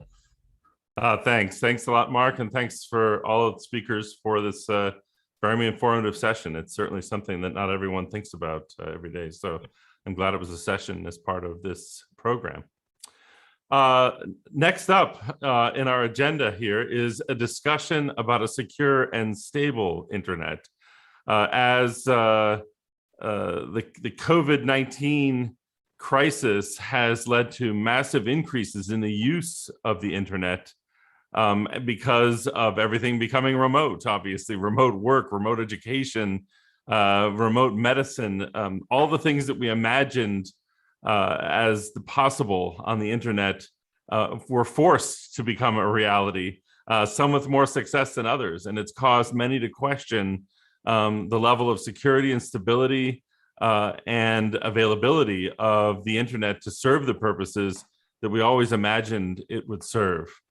And so to head up our panel is Pablo Rodriguez, who is an executive vice president at the Puerto Rican top-level domain, and will be leading a great panel of conversants on this topic. So without further ado, since we'll roll right in, I'll hand the talking stick over to Pablo Rodriguez. Take it away. Thank you so much, Jonathan. It is a real pleasure, an honor, and a privilege to be here. That previous session on tribal connectivity solution was electrifying, and undoubtedly it showed that this connectivity matters, that the internet matters, and lives are at stakes. Language, identity, and so many other things are so intrinsic and related to who we are and what our needs are. Consequently, one of the things that we need to ensure is that our internet is secure and is stable. As such, consequently, we have a panel of distinguished members of our community. We have Michael Palash, who is a friend for many years and who is well known to our community. We also have Rhonda Silva, who served our community for many years, has been an ICANN board member. And in addition to that, we have Thomas Barrett, or as we call him, Tom Barrett, who has been involved in our community in a number of different positions. So the first question that comes to mind is, gentlemen, how your professional career led to your internet governance. Was it by choice? Was it by design? How do you guys get here? Give us a little bit, a brief background on who you are and what you have done and where you're going. I guess I'll go first. Thank you, Pablo. Actually, totally by accident. And I even pulled up the specific, I could actually give you a date. It was October 1st, 1994. I had read an article in Wired magazine called Billion Registered, written by Joshua Quintar, who talked about his ability to register McDonald's.com. And I was a law student at the time, working at a law firm. I found this totally amazing. I wrote to him at ronald@mcdonalds.com. I wish I would have saved that email. I did not. Could have made a cool NFT perhaps. But anyway, I wrote to Joshua and I was like, this is amazing. There seems to be no rules. And he actually put me in contact with Phil Sparborough, who was litigation counsel for then Network Solution, who probably has been one of the more inspirational legal people in my career, who has guided a lot of my thinking in things. And that started it. I then read the green paper, the white paper, decided to become one of the first 37 ICANN accredited registrars, became the chair of the registrar constituency, did a 3-year term on the ICANN board of directors, 2003 to 2006. And yeah, so 23 years. I believe my first ICANN event was in December of 1998. So yeah, what happens if I did not pick up that magazine and where my life would have gone is kind of interesting. So, thank you, Mike. Ron, how about you? Yeah, it was interesting hearing that, Michael. I kind of approached internet governance from a slightly different path. My career has been in the service provider side, and operators, obviously they need IP addresses to build networks. So in building networks, became an interest of mine to get involved in ARIN, being here in North America, and how addresses are allocated and managed and the policies governing them. So I jumped in probably the late 90s after initially doing a stint in the IETF. I realized, there's all this numbering stuff happening over here. So I jumped into ARIN. I sat on the advisory council for 6 years. I chaired it for 5 of those years. I stepped away for a bit, to focus on my career, came back again later to join the ASO, which was my introduction to the ICANN space, and sort of, went from protocols to numbers. Now I'm going to naming, and began to understand, the issues, the players, the dynamics of what's happening in the namespace. And as one of the functions of the ASO is to appoint to the board members.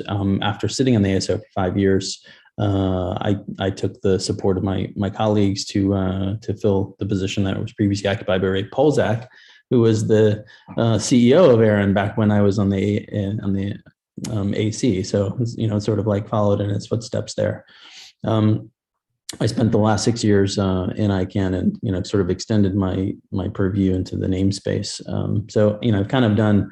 I always hear that, right? There's the protocols, numbers, and names, and I've kind of done a stint in all three. And along that way, naturally expanded my interest in involvement across governance for internet resources and technology, not only professionally but also just interest in the governance space in general. Thanks. Hey, Tom, tell us about your experience. Hey, Pablo, and happy to be here today. I also came through a slightly different path. I'm an engineer by training. I used to run services on something called Prodigy and CompuServe back in the 90s. Yeah. So I was hired by a unit of Thomson Reuters to build a new platform to do trademark research. And in 1995, the World Wide Web happened. And of course, we pivoted and built it on the web. And at that time, it was clear that domain names, which were really facilitated via the web browser, was going to be the next brand identifier for brand owners. And so we quickly became heavily involved in the domain name space, mining the WHOIS data from Network Solutions. We actually launched our own corporate registrar for a while in the 90s. I ended up leaving. I ran NetNames for a while. I crossed paths with Michael. I think we both helped launch Affilius back in the day. I launched my own business in 2001. And of course, I've been involved in ICANN ever since. Also involved in some of the initial green paper meetings back in the late 90s.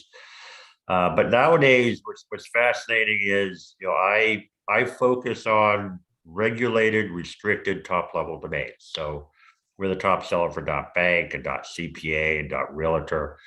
And so they are obviously have very particular concerns about security and stability as part of the brand of their TLDs. And more recently, I've been heavily engaged in blockchain domain names, which is fascinating. While ICANN looks like it's going to take 15 years to launch their second round, blockchain technologies are moving very, very fast and coming up with what ICANN should have come up with in terms of brand identifiers on the blockchain. So fascinating to hear the discussion today. Indeed, and we have a jam-packed session with a number of topics, some of them very sensitive, and one example of that is the Afrinic issue. And I'd like you guys to share your thoughts on this from the perspective of that situation and that issue as an example of an issue that causes insecurity, instability in the internet. We're not passing judgment. We're not saying whether it's good or bad. We're not pointing fingers. We just want to make sure that we share with our audience how a factor such as this one could be a cause of instability and insecurity in the internet. Any one of you who would like to start talking about that? Yeah, Pablo, thanks. I'll jump in first. I mean, certainly, I think the biggest operational impact is, this Afrinic is incorporated in the country of Mauritius, and it's the Mauritius courts where this proceeding initially started taking place. And one of the things that the court did is it frees the operating assets. So kind of put all the financial means of the organization on hold, which from an operation standpoint means, do they have money to pay rent? Do they have money to keep their servers and their equipment running? Do they have money to keep staff employed and them, especially in the minute of add in a pandemic? Do they have a way of sustaining themselves and being healthy? So it's sort of like a really big operational risk seeing that, and it raises, I think, a broader question of, well, what happens if a similar debate were to happen in whether it's in Virginia, where Aaron is incorporated, or down in Uruguay, I think is where Ripe is. I mean, where LACNIC is, or Amsterdam, right? Where right, you think about like what happens in these jurisdictions, and are the other RIRs at a similar risk if there were a lawsuit? And are those courts a little more sensitive and aware of the fact that, okay, you can't just completely disrupt the importance of this operation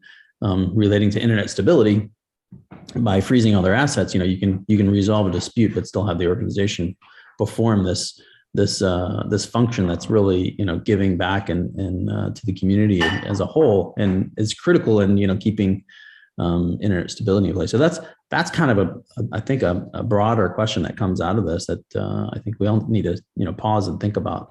How could this risk be addressed more broadly in the other regions, and also back in Africa? Like, how do you prevent that kind of a disruption from happening again? Can you briefly tell us, for those who are not familiar with the terms of lacnic, afrinic, and ripe, and so on, what is this? What is afrinic, and what do they do? Yeah, thanks, Pablo. I guess I was taking some liberties with that, with the acronyms. The internet numbers are managed in a distributed way across the globe with 5 different organizations. So, every device on the internet has to have a number assigned to it, and it has to be unique. And that administration of which numbers belong to whom are managed by these 5 organizations. So Afrinic is the organization that runs that database for the greater continent of Africa. RIPE is the organization that manages that for Europe and Russia and part of the Middle East. And Aaron runs that for North America, except for the Spanish-speaking countries. LACNIC operates that for all Latin America, and then the APNIC runs the rest of the balance, which is pretty broad region of Oceanic, Asia, and sort of like South Asia.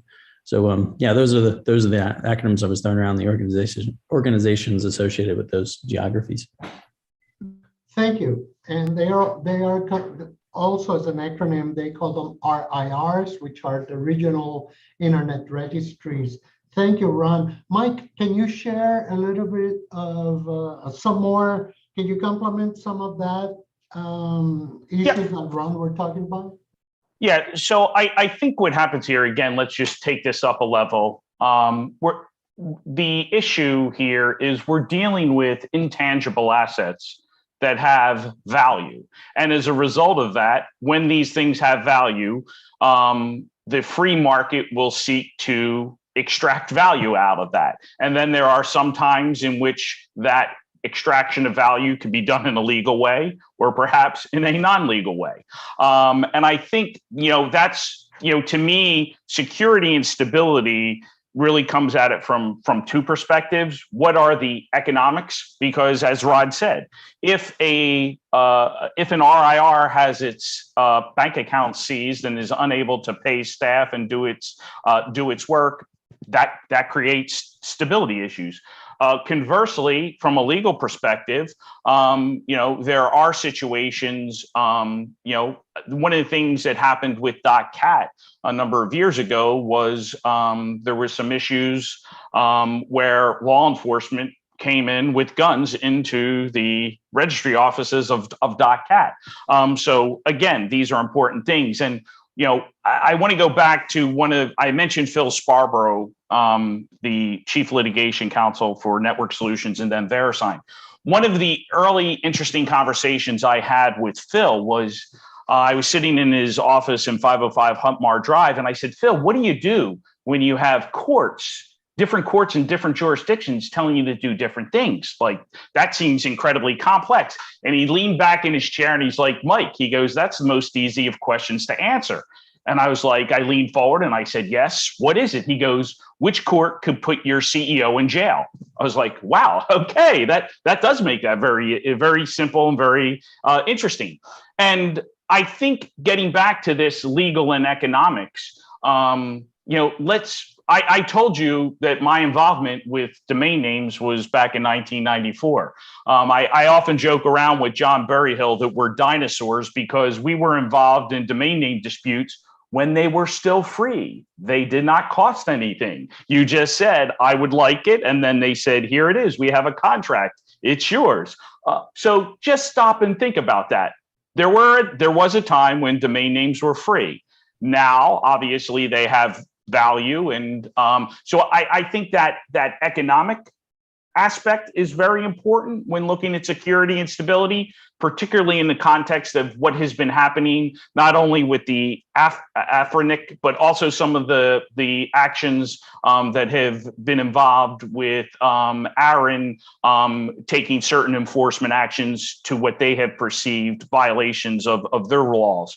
And the last final point that I would make here to show you why law is so important, one of the issues that, I specifically use the term intangible assets. I didn't call it a property, didn't call it a service. There are many people that like to label these things property or services, and the labeling of that has significance. One of the reasons why the greatest body of law on this issue of domain names being a service, and again, Aaron, I think benefits by their location in the Virginia metro area, is the courts have generally there have been a number of courts that have recognized domain names as a service contract. Ron, I think you could perhaps talk to this. I know Aaron views IP addresses as a service contract and not as an asset. So these, as much as we want to talk about security and stability from a hardened, engineering perspective, there are actually economists and, sadly to admit, lawyers that are probably having a greater threat to the long-term security and stability of the internet. Those pesky lawyers, we always have to keep an eye on them. Tom, tell us, what do you think are some of those factors on this Afrinic issue? Well, I think that there's two general characteristics that come to mind. One is predictability. The other one is artificial scarcity, right? And so a big part of this controversy is because there's a limited number of IPv4 addresses. If you go to IPv6, the economic value changes dramatically because that artificial scarcity goes away. And so the internet will, given the lack of predictability, and we can talk about how slow ICANN has been, for example, in doing its second round, but given the lack of predictability, it will find a way around it, right? It's not going to wait for standards to be developed or laws to be written. It's going to move forward in spite of that. And so I think it's key here that from an internet governance perspective, we, in a sense, eliminate this artificial scarcity, get them moving on to IPv6, and give them some sense of predictability so they're not whipsawed by people finding loopholes, essentially, in their regulations and policies that they hadn't thought of. Let me ask Pablo. you. Yes, go ahead. Sorry, I was going to say, can I just respond to a little bit of what Tom said? Please do. Because it made me think of another dynamic here that I think is interesting, and it's this. I mean, just talking about scarcity, Tom. Early on, a lot of the policies around who gets which addresses and how many were driven by need. So there was a requirement to specify, I'm an operator, I'm an end user or whatever, or a university, and I need a bunch of space, and here's how I'm going to use it, and this is why I'm justified in that need. So there's always been sort of this undertone, and I think the industry pivoted, right? So talking about scarcity, when V4 started to be depleted and the free space available to give out to new operators or existing operators as they expanded became, it started constricting, it put value on it. And I think there was a bit of a pivot, right, in sort of the psyche of what's happening in the policy space away from, hey, if you need it, you can have it, but if you don't need it, you shouldn't have it, to, oh, this has value, I want it because I need it because I want to make money off of it, right? So that's a pretty significant psyche change that happened in the industry. And, I think one thing, Afrinic being one of the later organizations to begin managing addresses for Africa meant they didn't have as many as the other organizations. A big chunk of Africa being behind the rest of the world in getting access to end users and getting broadband in place meant some of their demand for addresses were behind the demand of the rest of the world. So there's this already sort of, I would say, a characterization of a broader or a greater or, a bigger need in Africa, the potential for what they need to do when all of Africa is on broadband, right? Which is not being served in the same way as the rest of the internet was served 10 years ago, when there was this conservation philosophy of, look, if you need it, you can have it. If you don't need it, you're not going to get it. So today, where it's, hey, it has value, I want it, so I can sell it to somebody else, is kind of contrary to addressing the needs of Africa. So one thing Afrinic was trying to do in this situation is, right, their policies are still, if you need it, you can have it, but if, for the use within Africa, but if you don't need it, then you shouldn't have it, right? And I think part of the debate in this was that difference in philosophy or policy, in Afrinic believing that these are resources that need to go to the to the broader market within Africa as they try to grow and catch up to the rest of the internet world. They have a very small amount of E4 addresses available. Yes, it has market value. You can sell that for $50 a IP address in North America, but that means everybody in Africa is going to be disenfranchised because those resources are not going to be available for them to grow.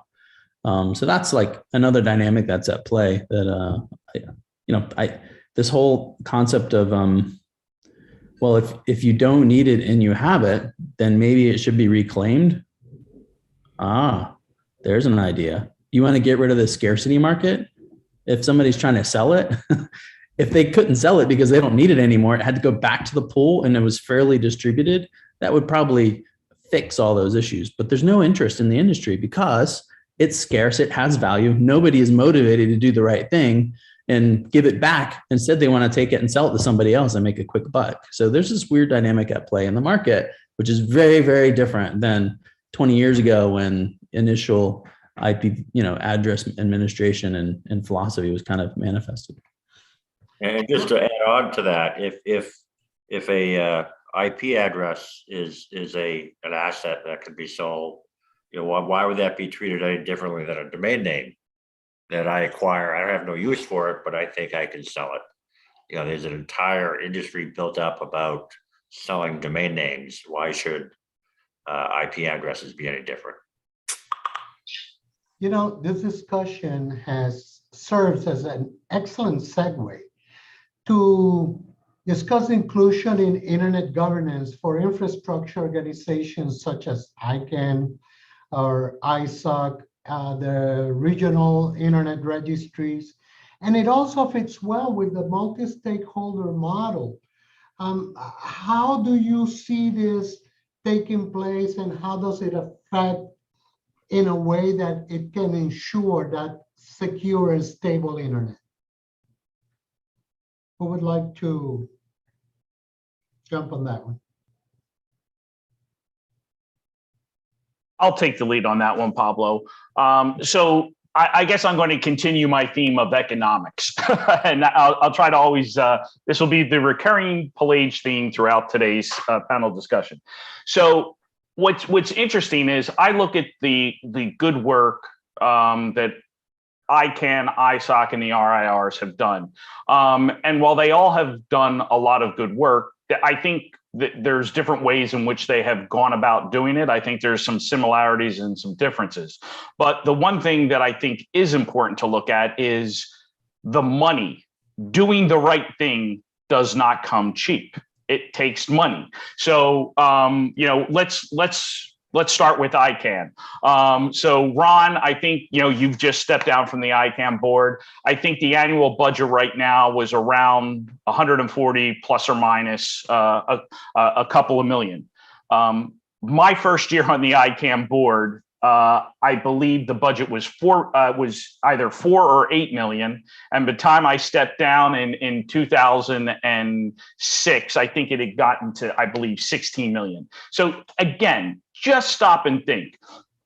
4 million was probably not even cover the travel expenses with ICANN meetings. And again, I'm going to try to keep this pretty light here. Mike Roberts, who is the original CEO of ICANN, I believe I believe the second ICANN meeting, ICANN 2, which was Berlin, which was the first that I attended, I believe he put part of that meeting on his own personal credit card because ICANN did not have the funds at that time. They were literally operating on loans because they had zero revenue. So a lot has changed. Now, what has ICANN done with the substantial sums of money which it has extracted from the domain name community?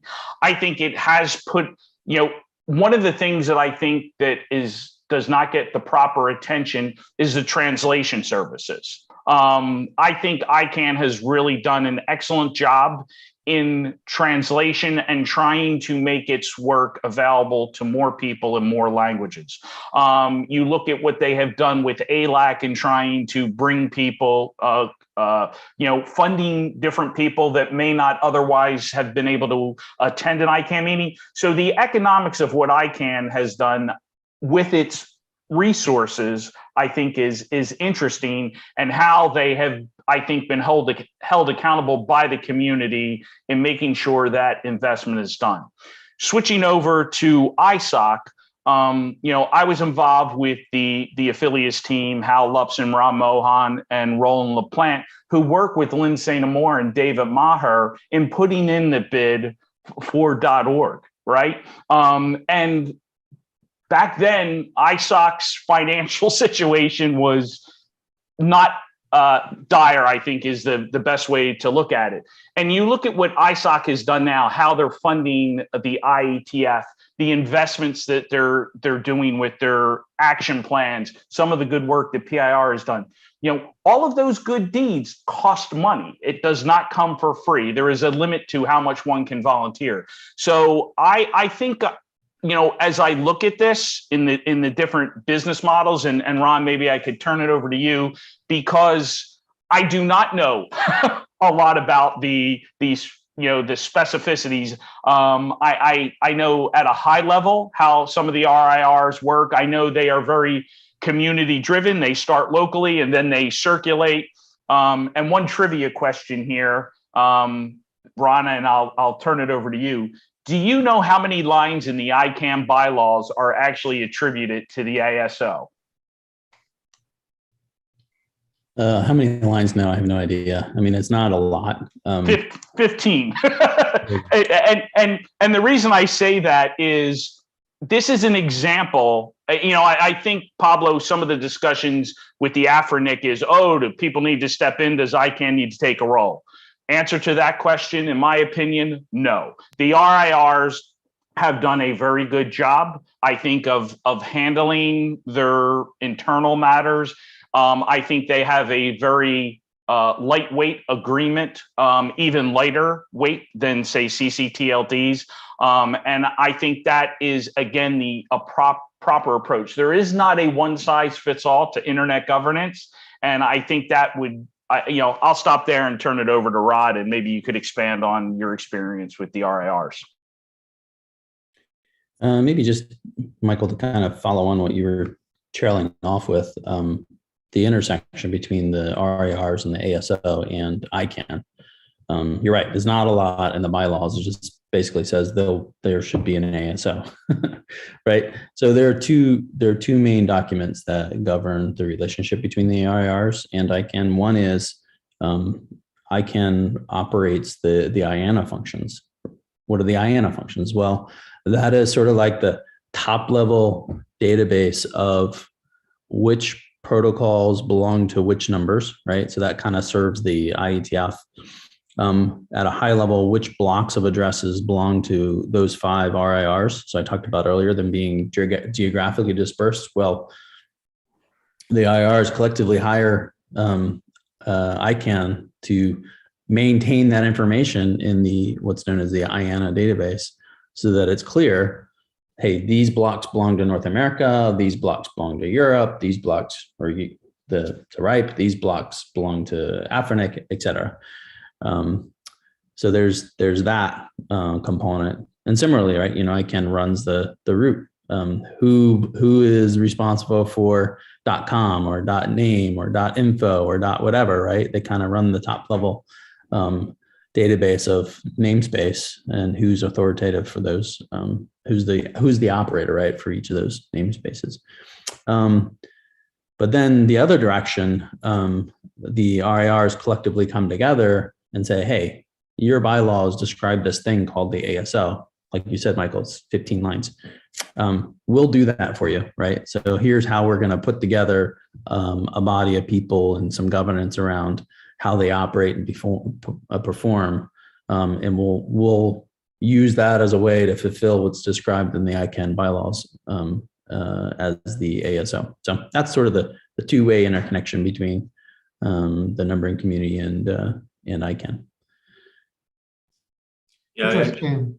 just to jump in, I don't have a lot of expertise in this area, but my sense is that there will be some people who will try to expand ICANN's remit, and the scope just keeps getting bigger and bigger. I would certainly advocate for ICANN not trying to expand what's under its umbrella, but supporting these other organizations and what they're trying to accomplish. I think that'd be much more efficient than trying to have ICANN take it on itself. Gentlemen, you have touched on a number of issues such as DNS, IPv4, access technology investments.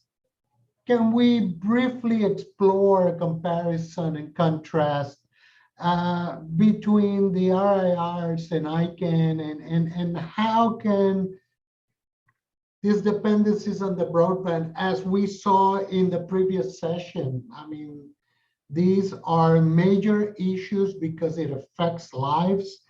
It affects the way, the quality of life of communities, of nations, and the insecure and instability of the internet literally affects the way people live, and it can live, and it threatens the livelihood of many people.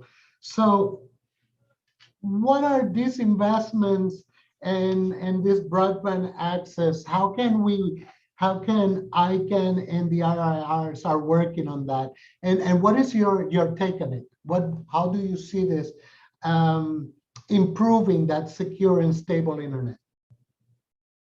So you want to go first, Ron, or?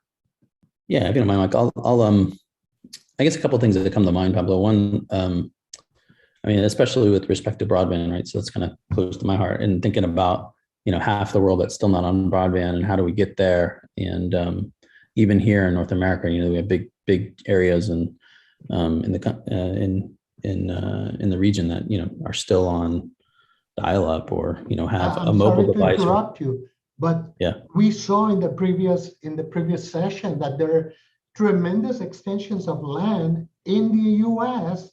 and which you would expect that the U.S. is leading the world in terms of communications, and there are a number of rural places, including Puerto Rico, that do not have broadband. So please go ahead. You're lucky if you got exactly. You're lucky if you get enough bandwidth on your mobile when you're running around. So I mean, that's a real problem. It's a real problem here in North America. It's a real problem globally. And so how does that intersect with the RIRs or with ICANN? Well, fundamentally, broadband requires networking infrastructure. Networking infrastructure requires numbering resources. So, we talk about scarcity, and the whole internet is not on V6 today. So if you had only V6 for your broadband connection, there's a big chunk of the internet that you would still not access. So there's a whole transition issue that's still at play, which is how do we get everybody off of V4 and onto V6? That would certainly address the whole scarcity issue, but we're not there yet. Meanwhile, you need V4 and V6, possibly some translation services to help bridge some of that. So there's some technical tricks to maybe help mitigate that, but you still need some IPv4 to be able to talk to the rest of the world. And here in the U.S., current administration is dumping a ton of government money into trying to help stimulate broadband for rural parts of the country. But what happens later when they go to turn it on and they don't have addresses, or they have to spend a ton of money trying to get it away from somebody who's got a big pile that they've stockpiled for years and don't need, and they're just waiting to monetize it. What happens in the namespace if just tie it into security, right? That's the other thing that I concern myself with is you get the broadband, and then you got these new people on the internet who are vulnerable, and then you got all these abuse issues, whether it's phishing or malware or whatever, and people hiding in certain namespaces, and maybe registrars who are turning a blind eye to it, and you got all this nefarious activity going on tied to certain parts of the namespace.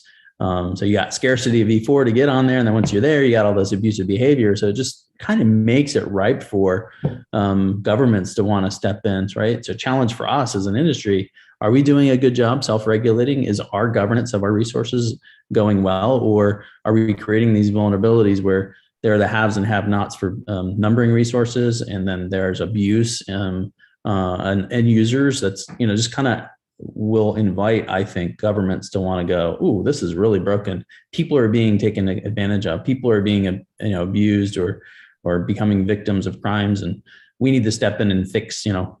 Clearly the industry doesn't know how to do administration of a scarce resource. Clearly they don't know how to manage security in a good way. So us, government needs to come in and protect the consumers. That's the risk, right? And that's sort of the balance I think of when you start talking about stability and security of the infrastructure, and how that ties into broadband and our ability to deploy it, and how that might magnify yet even more the issues that we see today, and invite possibly governments to want to come in, quote unquote, fix what we're unable to do ourselves.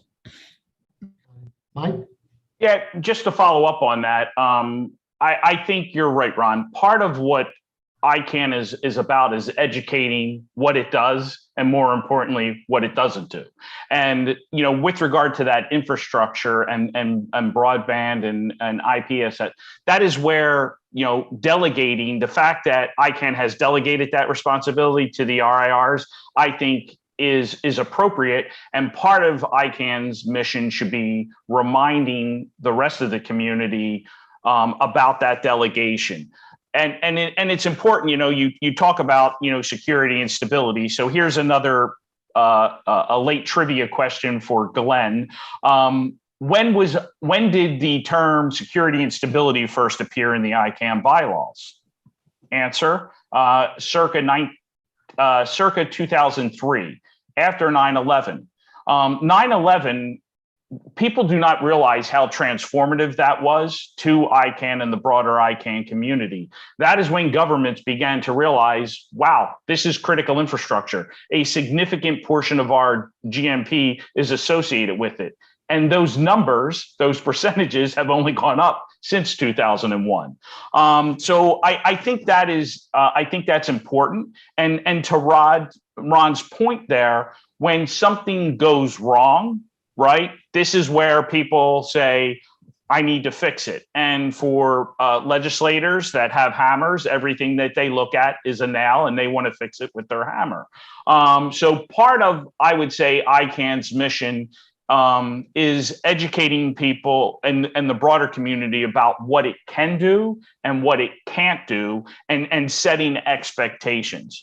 So I think that's all part of delegating. I think this is what ICANN has begun to do, I think, in the broader context of DNS abuse. I can tell you this concept of abuse was first raised when I was on the board, and it was like outside of our remit, no way. But now it's kind of like, yeah, we need to, I don't want to say own it, but ICANN at least needs to be facilitating an intelligent discussion about it so that the appropriate people can handle that. And I think that is the challenge. Thanks. Tom?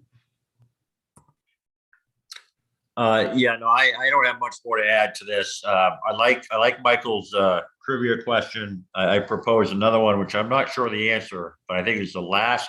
The slogan of ICANN is security, stability, and a single interoperable internet. That last piece is probably the last piece added to their mission.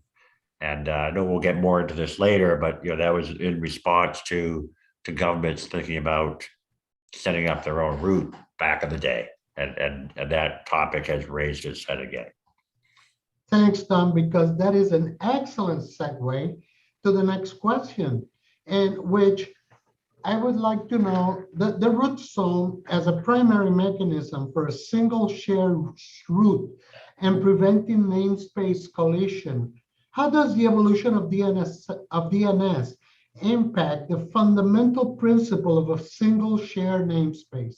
For example, different applications running on the same computer are more commonly getting different answers from the DNS. Would you, how do you see that? Yeah, I can take that a little bit. I'm pretty active on the SACS name collision advisory council, and so they looked at this issue extensively back prior to the first round. And as you know, back then, they found there's a lot of collision going on with corporate networks. In fact, so much so for 3 strings, corp, mail, and home, that they decided, although there were probably 8 to 10 applicants for each one of those, they decided not to delegate those at all. But interestingly, the 90% of the other strings that were applied for had collisions as well. And so the solution back then was to do something called controlled interruption and give warning basically to those collisions, saying we're going ahead with this delegation, so you should fix what you have. The problem has continued; it hasn't gone away. So the NCAP group is gearing up again and looking at the problem. And what's going on is the DNS is evolving, and people are trying to find ways to make it more efficient, more localized, and the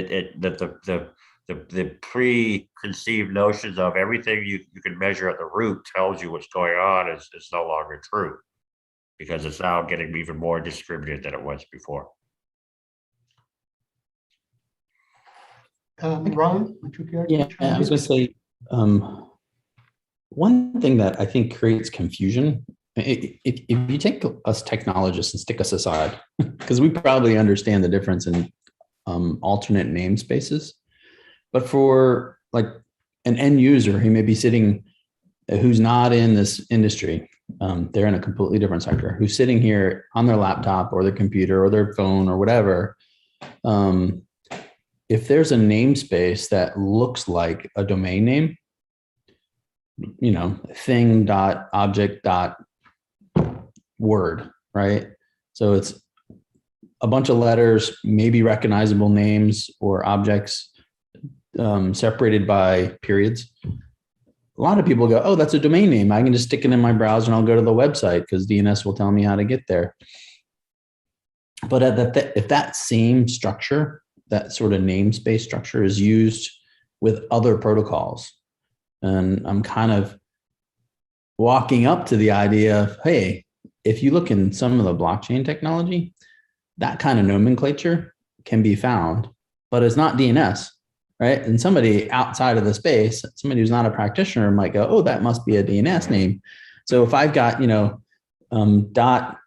.NASIG, use today's 5-letter acronym as an example, that means one thing in the global DNS infrastructure. That means, there's that string stuck in a root zone and it's assigned by ICANN to be, run and operated by a particular registry who's, authorized to operate that and populate information into that top level for DNS purposes. But somebody else might stick it and have, cool stuff.nasig in some other, place, whether it's on my phone in an app, and I just put that in. Now suddenly I think, oh, that must be DNS, but it's not. It's actually just a string that's being used by the app to get information and present it in a way that maybe you would normally get by sticking it in your browser and resolving it with DNS and getting information. So that kind of parallel use and sort of the end user not really getting the difference that, oh, this is just app specific resolution versus this is using this global DNS thing to resolve this string to give me some values. They're very different, but they look the same.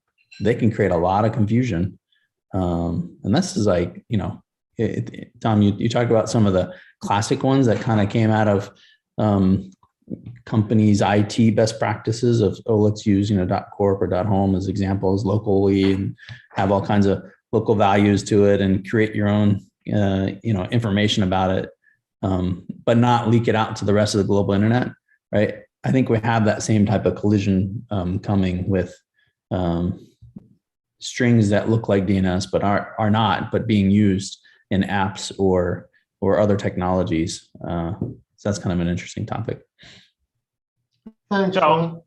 Go ahead, Mike. Yeah, so just to kind of wrap this up and maybe tie in both Ron and Tom's comments, perhaps being one of the dinosaurs here, I've been around to see this before. And my specific recollection would be 2001, there was only 7 test beds that were selected out of the 49 applicants.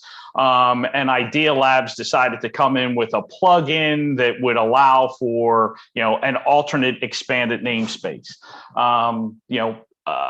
I think what Idea Labs was trying to do at that time, it's not on all fours with what some of what I would call the alternate naming schemes are trying to do.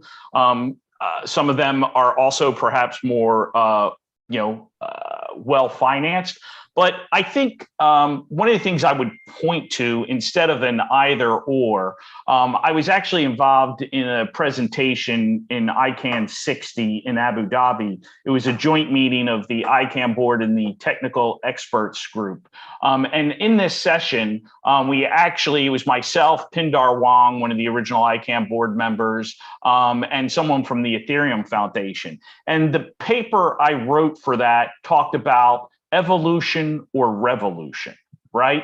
I think, when I look at blockchain and DLT, I still view it in its infancy. I do not believe that it is as robust as our DNS. That is not saying that can't happen. Again, blockchain just had its 10-year anniversary within the last year or two, if I recall properly. So again, it's a much more, it is not as mature as the DNS. I think it's important that instead of ICANN worrying about, what's this threat or what's that threat, just make its trains run on time. Make sure the DNS that most businesses rely upon for the secure, stable, predictable operations of their business, focus on that. And if there are alternate schemas, that's fine. I tend not to want to pay a lot of attention to it. But I do believe of more of an evolution. I do think there is some value and how that could potentially be integrated into the DNS. And one of the projects that I did work with the Ethereum Foundation, and more specifically with the ENS, I worked with Nick and Brantley on this, was integrating .lux, which was one of the first TLDs to integrate a wallet into it. So I do think that I tend to be more of an evolution as opposed to revolution. And always looking at the glass half full. Thanks, Mike. So gentlemen, how does what does the future look like for oblivious DNS, anonymized DNS, and then in addressing a more secure internet? How do you see that? What is your, if you're looking into your crystal ball, what does it look like? No, I'll take a shot at that. So you are all, I think, accustomed to accessing the internet through web browsers. I think increasingly that's going to change. We already know, for example, if you do anything on the blockchain, be it cryptocurrency or NFTs or even blockchain websites, you have to put in either a special plugin, or you use a special browser, or use a special app. And so I think increasingly people are going to utilize and access the internet outside of the web browser. And when that happens, they may, as I say, start to see different results from the DNS because they're seeing some sort of distributed DNS or some caching of the DNS. And so that's the future in my mind is when will that adoption accelerate? The story I like to tell, because we're all thinking about, so digital wallets are great if you have some Bitcoin, but it's such a kludgy thing. This is my cold wallet for my cryptocurrency. It's a little USB port on it. I gotta walk around with this if I want to secure it. But there's a whole generation of youngsters who are growing up where having a digital wallet is going to be second nature to them. Yeah, I did a webcast a few weeks ago for the Trademark Association, and we had on the webcast someone who is working with a doll company. It's the biggest doll company in the world that they sell to young girls. And you collect these dolls like you collect baseball cards or what have you. And they're giving every one of these girls a digital wallet to manage cryptocurrency and NFTs of their collection. And so there's an entire generation of kids who are going to be growing up with being very comfortable with accessing the internet outside of a web browser. Interesting. Ron, would you like to chime in? Yeah, I guess I kind of took a different reaction to it from where Tom was going. It was really, I think about GDPR and this whole, debate about privacy and, trying to protect the individual's right to be invisible. One of the interesting things about the evolution of the DNS is there's information that's shared with the resolver or the root or recursively through a number of servers as you look to resolve a particular string to get the IP address of the server you want to communicate with. And historically, that information can be farmed or gathered by your service provider or by whoever's running the name services on behalf of the service provider. And then there's these public service providers, DNS operators who have stood up instances over the years, so people can use them rather than the local service provider. But all that just tells me like there is data being shared, and at each hop along the way, somebody can glean information of that data. So there's been an effort to how do you secure that so that the end users queries what servers they're talking to, where their potential traffic is going, that can all be hidden and protect the privacy of the end user.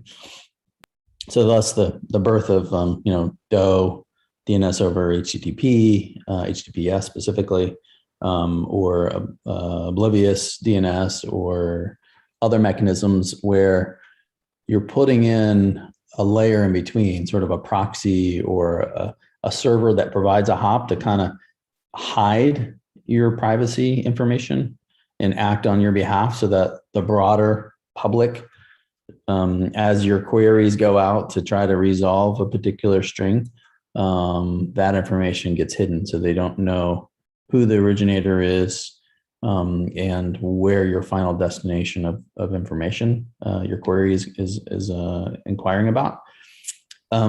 But of course, that just puts another device in the middle that has that same information, right? So now the middleman is like, who's protecting you, accumulates a massive amount of information and maybe starts with the promise of, yeah, we're here to protect you and give you anonymity. And then like later they become the source of, okay, well, here's the problem. This middleman now who is providing the services now knows who I am. And so you need sort of like an end to end. And, that was the idea with DOE. But then it's the server at the other end of the DOE, right? It's using HTTPS to just tunnel your DNS query to some operator who's running the server. And sure, they might today be saying, look, we're going to delete all the information. We're not going to harvest any personal data. We're not going to make any money off of that harvest, yada, yada, yada. But it's there. It could be used. It could be, the company could be sold to somebody else later who has a different philosophy about that. And it's like, you know what? Hey, great, we got all this data, now let's do something about it. So, so I don't know, Pablo, like those technologies, I think they're all trying to solve the same problem, which is the right to be invisible, so that you can operate on the internet. You know, in some places in the world, like that's actually a matter of life and death, right? You don't have the same type of free speech that is here in most of North America, in some parts of the world, and like that becomes an issue. What if you want to express yourself? You can't, right? Because you might be prosecuted, you might be jailed, you might be worse, you might be executed because of what you say or don't say. So those are real life or death things for some people in this international internet we have. And that's the balance, right? How do you get a nice, cool, scalable technology that we have today, but then also overlay some privacy mechanisms? I think we need something. Are these solutions going to be them for the long haul? Yeah, I guess we'll wait to see. It's kind of hard to, from an architectural standpoint, for me to envision something in the middle that's like not going to someday potentially be at risk at being that same, gatherer of data and information. So that's I think the balance that's got to be struck. And I think we'll figure it out, but hopefully sooner, not later. I was under the impression that we had at least 2 or 3 more hours to talk, but time is running out. And I have a quick question. I just need, please be brief on this because we still have a few more minutes for questions. How does the rising demand for privacy impact visibility, and how does the rising demand for privacy impact visibility into security threats? And is one more important than the other? I guess I'll go there. I actually think there's a symbiotic relationship. I think as Ron was saying, I think you need to balance the two. I was reading a recent Gartner report that says identity is the new perimeter. I think if you look at where we're going here, I think one needs to balance pseudonymous credentials versus anonymous. I know a lot of people think that anonymity is very important.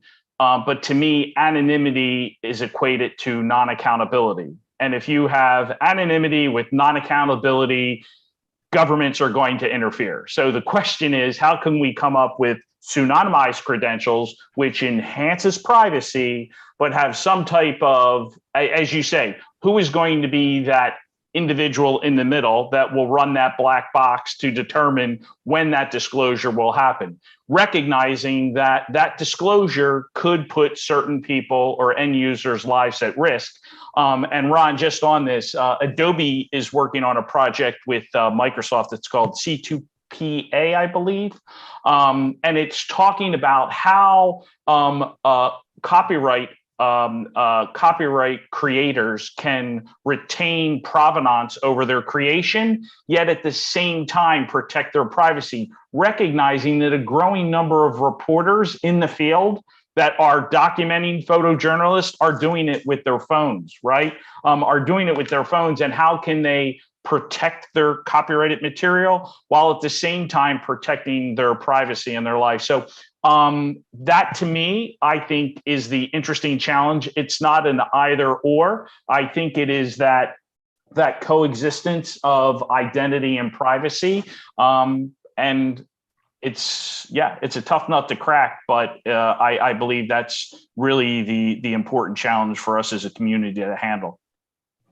And just to add to that, there are commercial interests that are aligned themselves in different camps, right? And so there are winners and losers that when you start to have privacy, whereas today the ISP may extract value from your internet activity, they no longer have visibility to that, but now perhaps your browser or someone else does.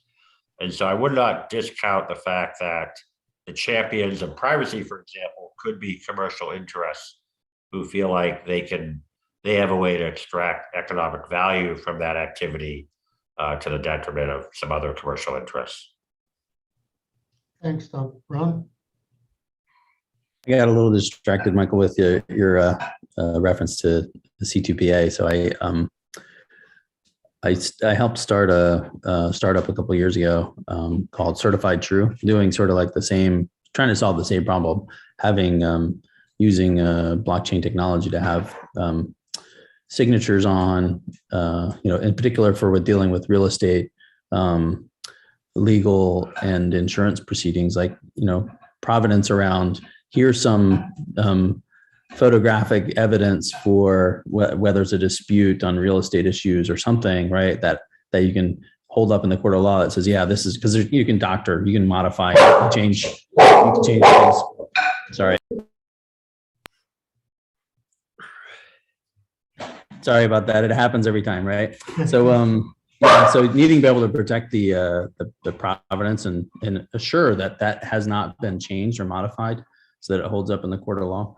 So that's sort of like the problem space, and it got me thinking, Michael, as you talked about this. Like, oh yeah, I'm very familiar with this, and I sit on their board now, but kind of fun. Gentlemen, thank you so very much for taking the time to share your experiences and expertise with me and the audience.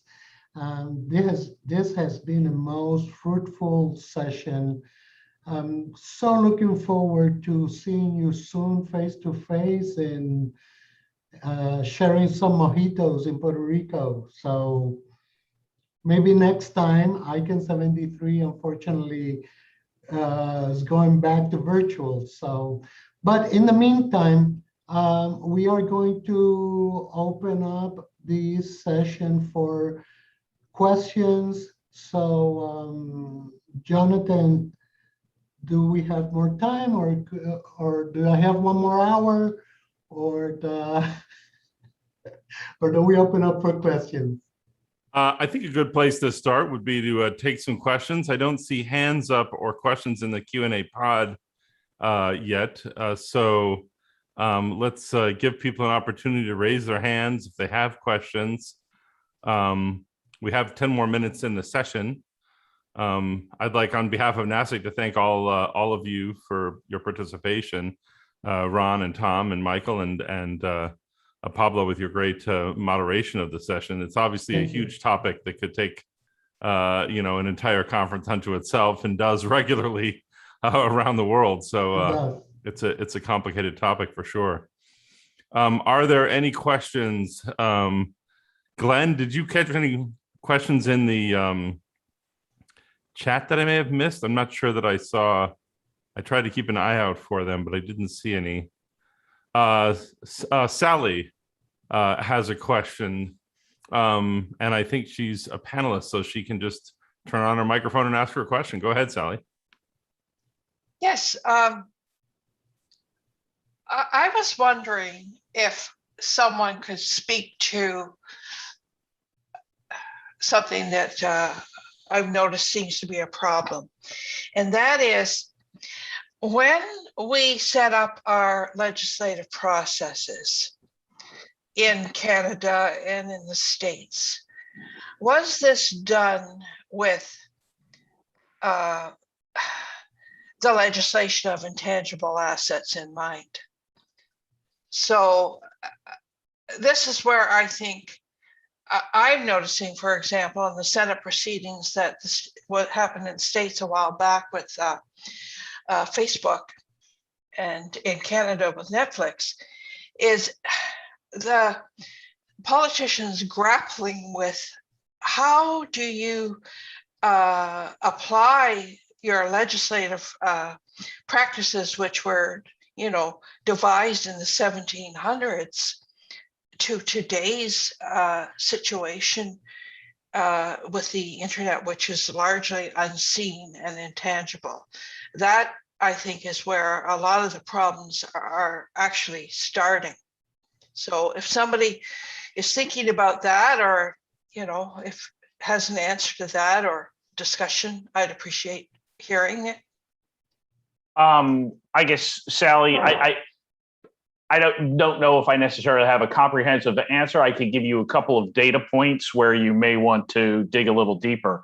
From a U.S. perspective, interestingly enough, the U.S. actually did appreciate the intangible nature of at least domain names. In the ACPA, the Anti-Cyber Squatting Consumer Protection Act, that was 99-2000. In that particular piece of legislation, they actually provided an in rem provision so that you actually can bring a legal proceeding in the location of either the registry or the registrar if you can't find the domain name registrant. So I would say in that aspect, the US was rather forward thinking. Some of the other scenarios where the intangible assets, perhaps courts are not as articulate. Perhaps, I guess the way to look at it is they're doing surgery with a chainsaw instead of a laser. It would be, for example, the Quad 9 case that came out of Germany. This was a litigation where Quad 9 was running basically a vetted DNS service. And I believe it was Sony Music went to them and said, we want you to block this from resolving. And they're like, that doesn't meet our criteria for exclusion. It's not spam or malware. So that was involved. Looking north, Sierra, I believe, had intervened in some federal court of appeals involving Gold TV and website blocking. So I guess the simple answer is there is a lot of case law that is evolving about these assets. Unfortunately, in my opinion, I don't think the courts have fully wrapped their arms around the specifics of what they are doing. And I believe there are times in which their rulings could have unintended consequences, which do not enhance the security and stability of the internet. So I guess that's how I would try to answer that question. Thanks. Thanks, Michael. There's also a question from Alfredo here. Do all RIRs follow the same set of rules, norms, contract articles, etc.? How aware are end users of the consequences of any similar legal issues, such as the one found with Afrinic? Yes, I'll take a stab at that one. I mean, certainly the 5 RIRs operate independent of one another. So no, they don't have the same bylaws. They don't have the same, even the output of their communities are different. The policies that govern how they allocate addresses and to whom, and what they charge on a membership basis. I mean, they're all distinctly different. There is a vehicle though for if there's a need in the numbering community to have a global policy, something that is uniformly dealt with all 5 RIRs, for them to go through and ratify a proposed policy in all their regions, and then kind of identify and recognize it through the ASO, which we talked about at the beginning of the panel.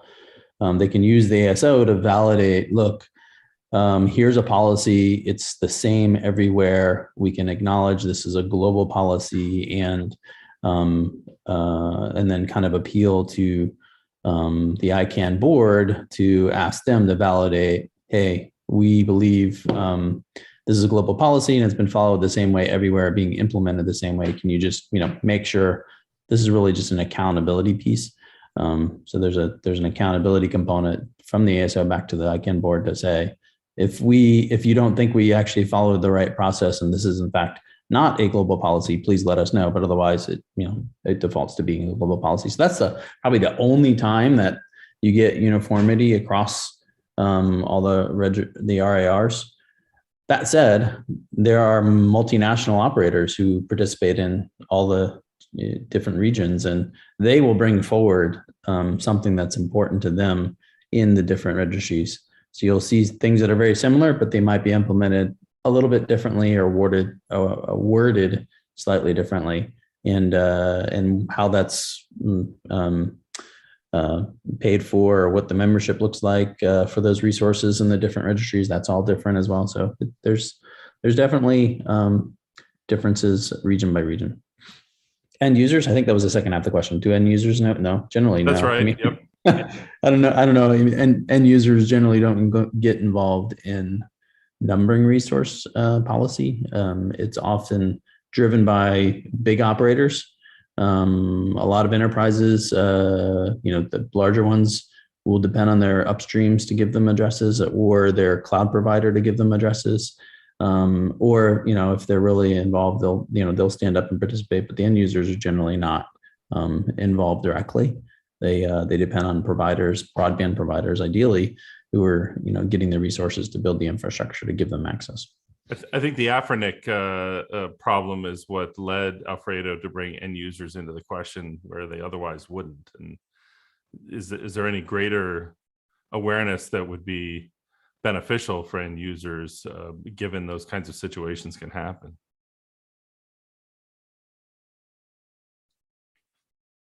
Yeah, I don't know. I just being involved in the numbering community for a long time. I mean, it's hard enough to get enterprises and operators to show up and participate. There's generally, a fairly small number who come and participate in policy issues. So trying to branch out and get end users involved, I just think about the many times I've sat around family conversations or friends who are not in the industry and tried to explain to them what are these things called internet protocol addresses, and why do they matter, and how does it impact them? I mean, it's always a fun conversation to have, but I don't usually walk away with that, with somebody going, oh, this is really, maybe somebody who's a physician, a friend who's a physician going, oh, that's really exciting. Now, how do I get involved? I'm going to go to the next RAR meeting and voice my concern about the size of the allocations going to the upstream provider that I'm buying broadband from. I mean, it just doesn't happen, right? So,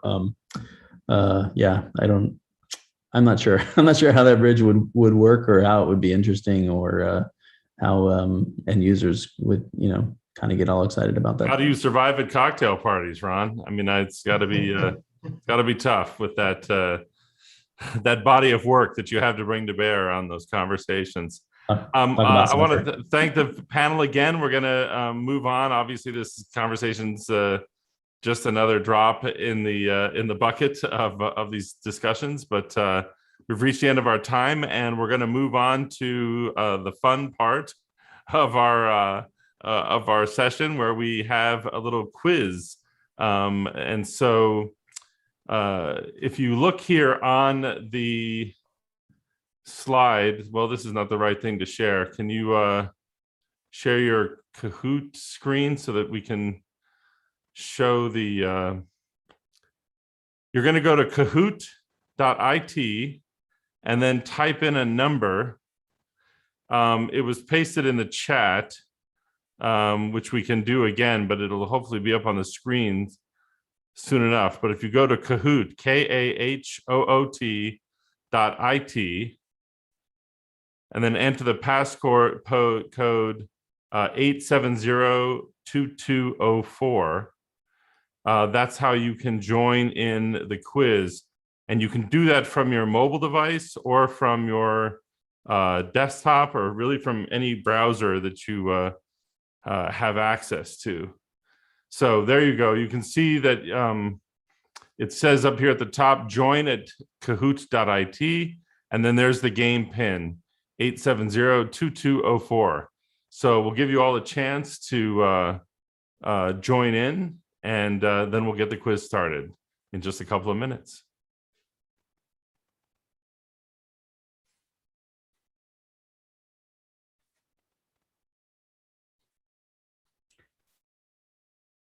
So as we're waiting, hi, everybody, it's Glenn. I have the quiz ready to go. So we'll just give it a couple of minutes, and we can start rolling.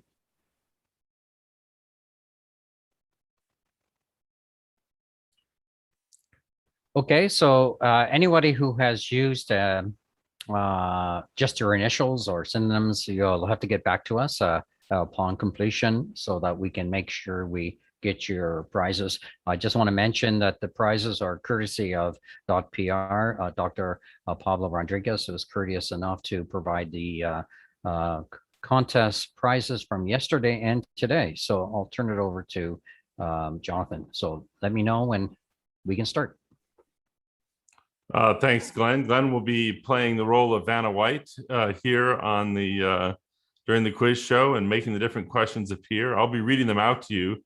What you'll see on your phone or your browser, wherever you log in, will actually be the colors of the answers. And so the answers will be listed on the screen, and you'll have to hit the corresponding color on your phone or on the browser screen in which you participate. You can certainly join late as you see this is going, but you'll be behind if you do.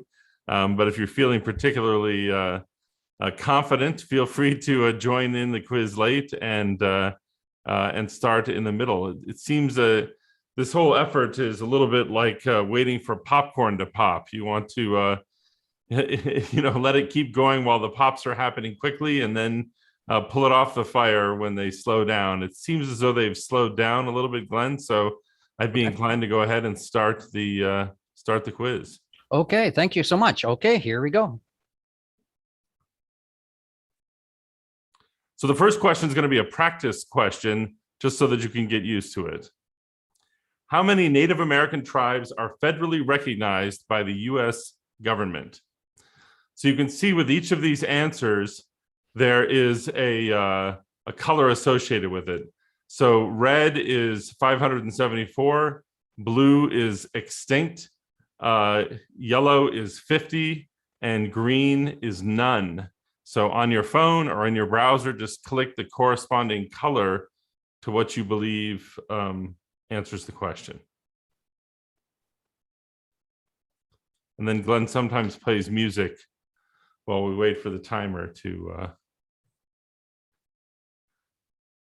You may not have selected share system sound when you shared your screen, Glenn.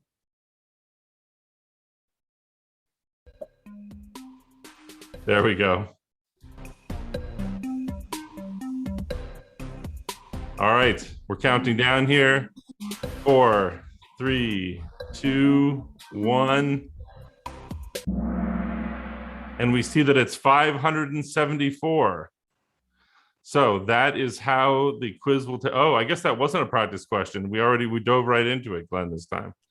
Sorry, I misled everyone. So Buck is in the lead with 960 points. Yahoo! Very exciting. All right, so next question. Did a dog interrupt Ron's comments? True or false? Blue is true, red is false. Remember, folks, the speed with which you answer the question also gets you more points. So being the first one to answer correctly is just as important as answering correctly, but not more important, as has happened to Judith in the past.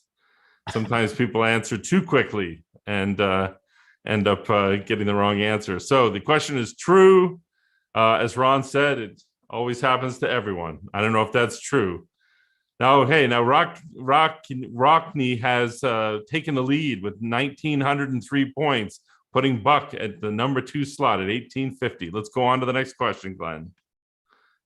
When was a single interoperable internet, section 16, added to the ICANN bylaws? The red answer, March 12th, 2012. Blue answer, March 10, 2020. Yellow answer, March 11, 2009. Or green, March 2006. When was a single interoperable internet, section 16, added to the ICANN bylaws? And the answer is March 12th, 2012. That's excellent. What's happening with our leaderboard, Glenn? All right. Woo-hoo. Ronnie has taken a healthy lead here. NK has moved up past Buck in the standings. It's a dead heat here in the NASIG race for intellectual superiority. So next, what are all the barriers in tribal broadband adoption? Poor infrastructure, red. Lack of community support, blue. Lack of funding support, yellow. Spare and isolated populations.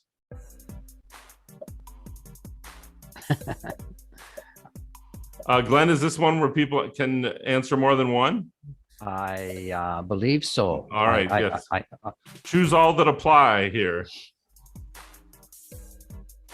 and it should be sparse and isolated populations. Yeah.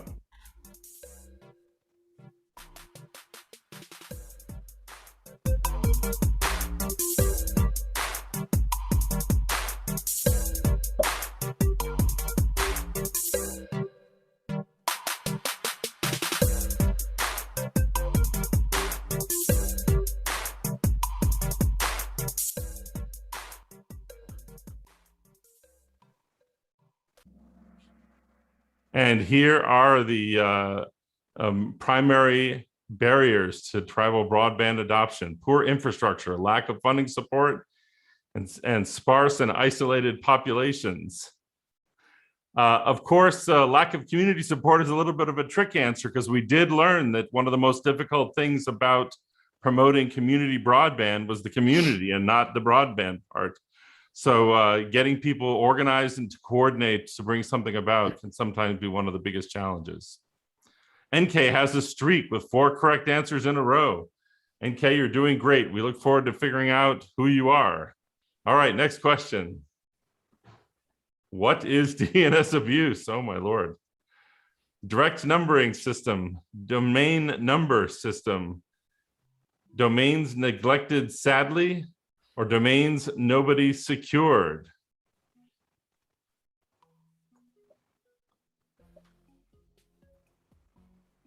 This is a toughly worded question, Glenn. You mean, what is the DNS? Mm-hmm.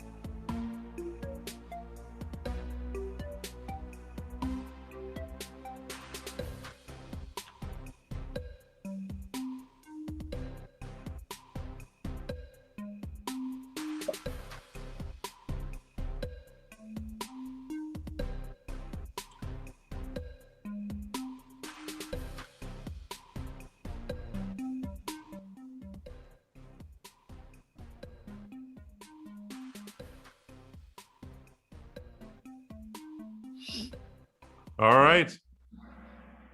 The domain number system? That's not what I've heard the DNS means, Glenn. Oh, well. But okay, let's mislead everyone here Yeah, in indeed, North American indeed. School of Internet Governance. Indeed. Because it's North America, we do our best to keep everyone confused. All right. What is the current situation with Afrinic? Business as usual, a legal dispute with customers leading to banking disruption, implementation of new business ventures outside of Africa, or staff expansions? Hit the corresponding color.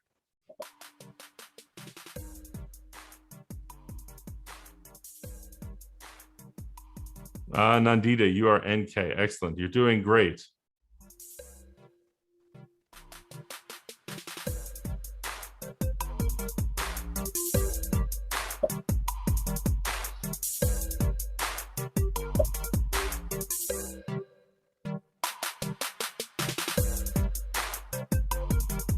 All right, get your answers in.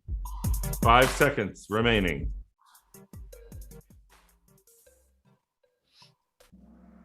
All right, and the answer is a legal dispute with customers leading to a banking disruption. What's the leaderboard look like? NK still in the lead, a strong lead at 42-20. You're doing great. Next question. Last one.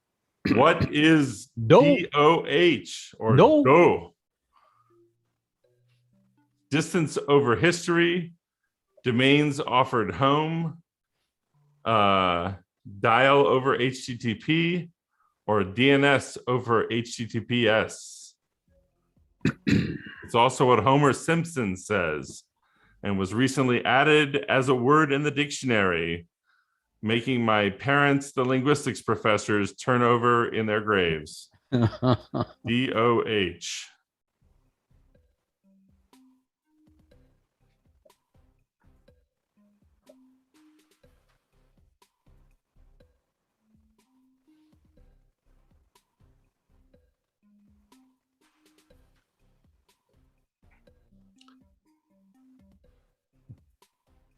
Okay. All right, 5 seconds. Get your answers in. I feel like we have 8 people participating. All right. And ready? And it is DNS over HTTPS. Here we go. Here we go. And how did things turn out? Oh, look at that. Ronnie came out on top with 5 out of 7. And then DNS Conundrum in second place and NK in third, losing their lead after holding it on for so long. Tell us what they've won, Glenn. I'm not sure. It's Eduardo's job. All right, or Pablo. Maybe it's Pablo's job. There since, we go. He's donated the prizes, right? Yeah, well, I was going to say that there are 3 prizes, and one of them is the first prize is these are all Amazon cards, so you can buy anything in Amazon. It's a $75 US dollars for the first prize. Second prize is $50, and third prize is $25. So make sure we know who you are, because DNS Conundrum, I don't know what that is. I haven't found that. So we can send this via email to all of you, to all the winners. So thank you so much. It's the conundrum of the domain numbering system, Eduardo. Especially that. Alfredo, Eduardo, if you look on the chat, I believe Ron says Ronnie equals Ron. So there he is. Okay. Ron De Silva. Ron De Shocking Silva. that he was able to win this quiz after being one of the panelists and serving on the ICANN board. All right, Eduardo, I think my duties as master of ceremony have completed, and I will hand them in turn over to my master, Eduardo Diaz, the El Presidente of the NASIG School of Internet Governance 2021. Thanks, Thank you so everyone. much. I just want to thank everyone, for especially panelists and moderators, for being here today and spend some time with us in NASIG. This has been an excellent second day event because we drilled down.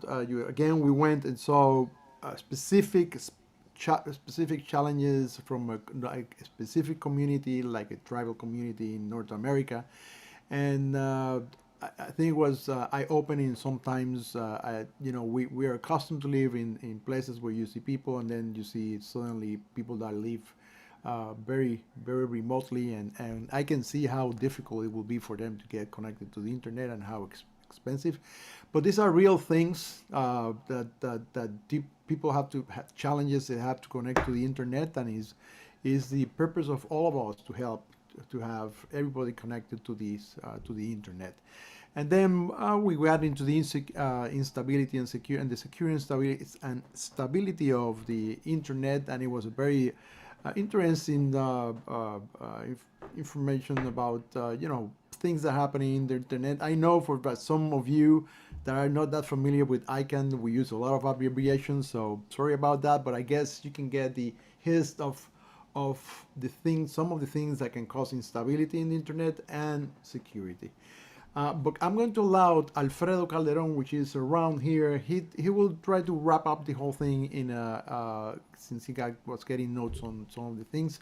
So Alfredo, why don't you tell us a summary from your point of view? Thank you. Well, I was actually not taking notes. I was chatting and hearing what the conversation was going on. So let me go back to yesterday to give you sort of a sense of what I got. I didn't participate, but I heard the recording early this morning, and actually had some very interesting points from the digital divide and digital inclusion perspective. And they brought forward all those aspects that we believe are challenging if we want to deal with the digital divide or digital inclusion. And the term that came out of the conversation, which I found interesting, was discrimination. Discrimination, is it the same as digital inclusion? Is it the same as digital divide? Or are we actually talking about that we are discriminating between different sectors of our communities via their gender, their economic capacity, or their limited access to broadband in their area where they reside. Today's twist was also very interesting, since we started talking in details of different aspects of how we see the internet as a resilient and trusted platform that all of us are using. And it's interesting that education, from my point of view, education was a high level topic that although the word wasn't used, it came up. And finally, the fact that we, the end users, are not involved usually in policy development is crucial. We need to reach out to the end user.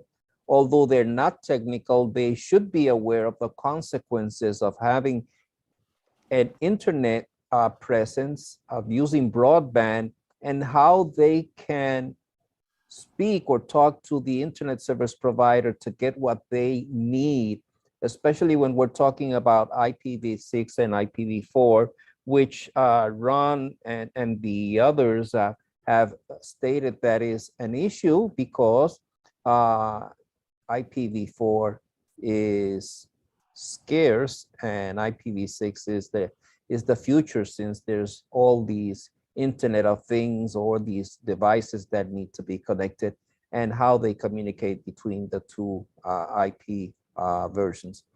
So that, Eduardo, in a nutshell, is my takeaways from the conversations we've been having the last couple of days. And I just want to encourage everybody, all of the participants and all that watch the recordings, that to reach out to each and every one of the speakers through the website. We have their contact information, we have their presentations. So reach out to them if you have any more questions.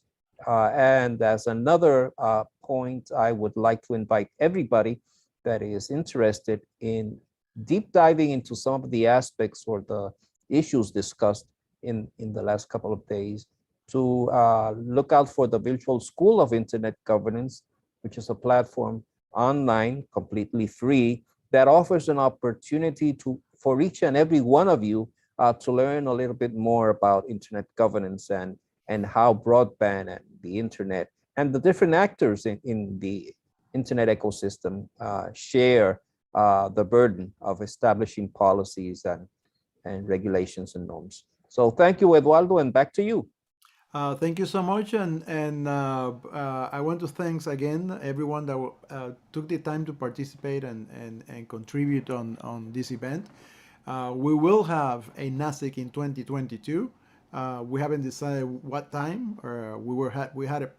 We had it planned to go before ICANN 73, which was going to be in March, but as we all know, that's going to be virtual. So. That will change the time in the year that we're going to do NASIG 22. So I hope to see you again around there. We will have a different theme, and this is a way of us providing information and seats to all of you, so you can participate in this thing that is called the internet and anything that governance it. So thank you so much, and with this, the event is being closed. Thank you so much. Bye-bye.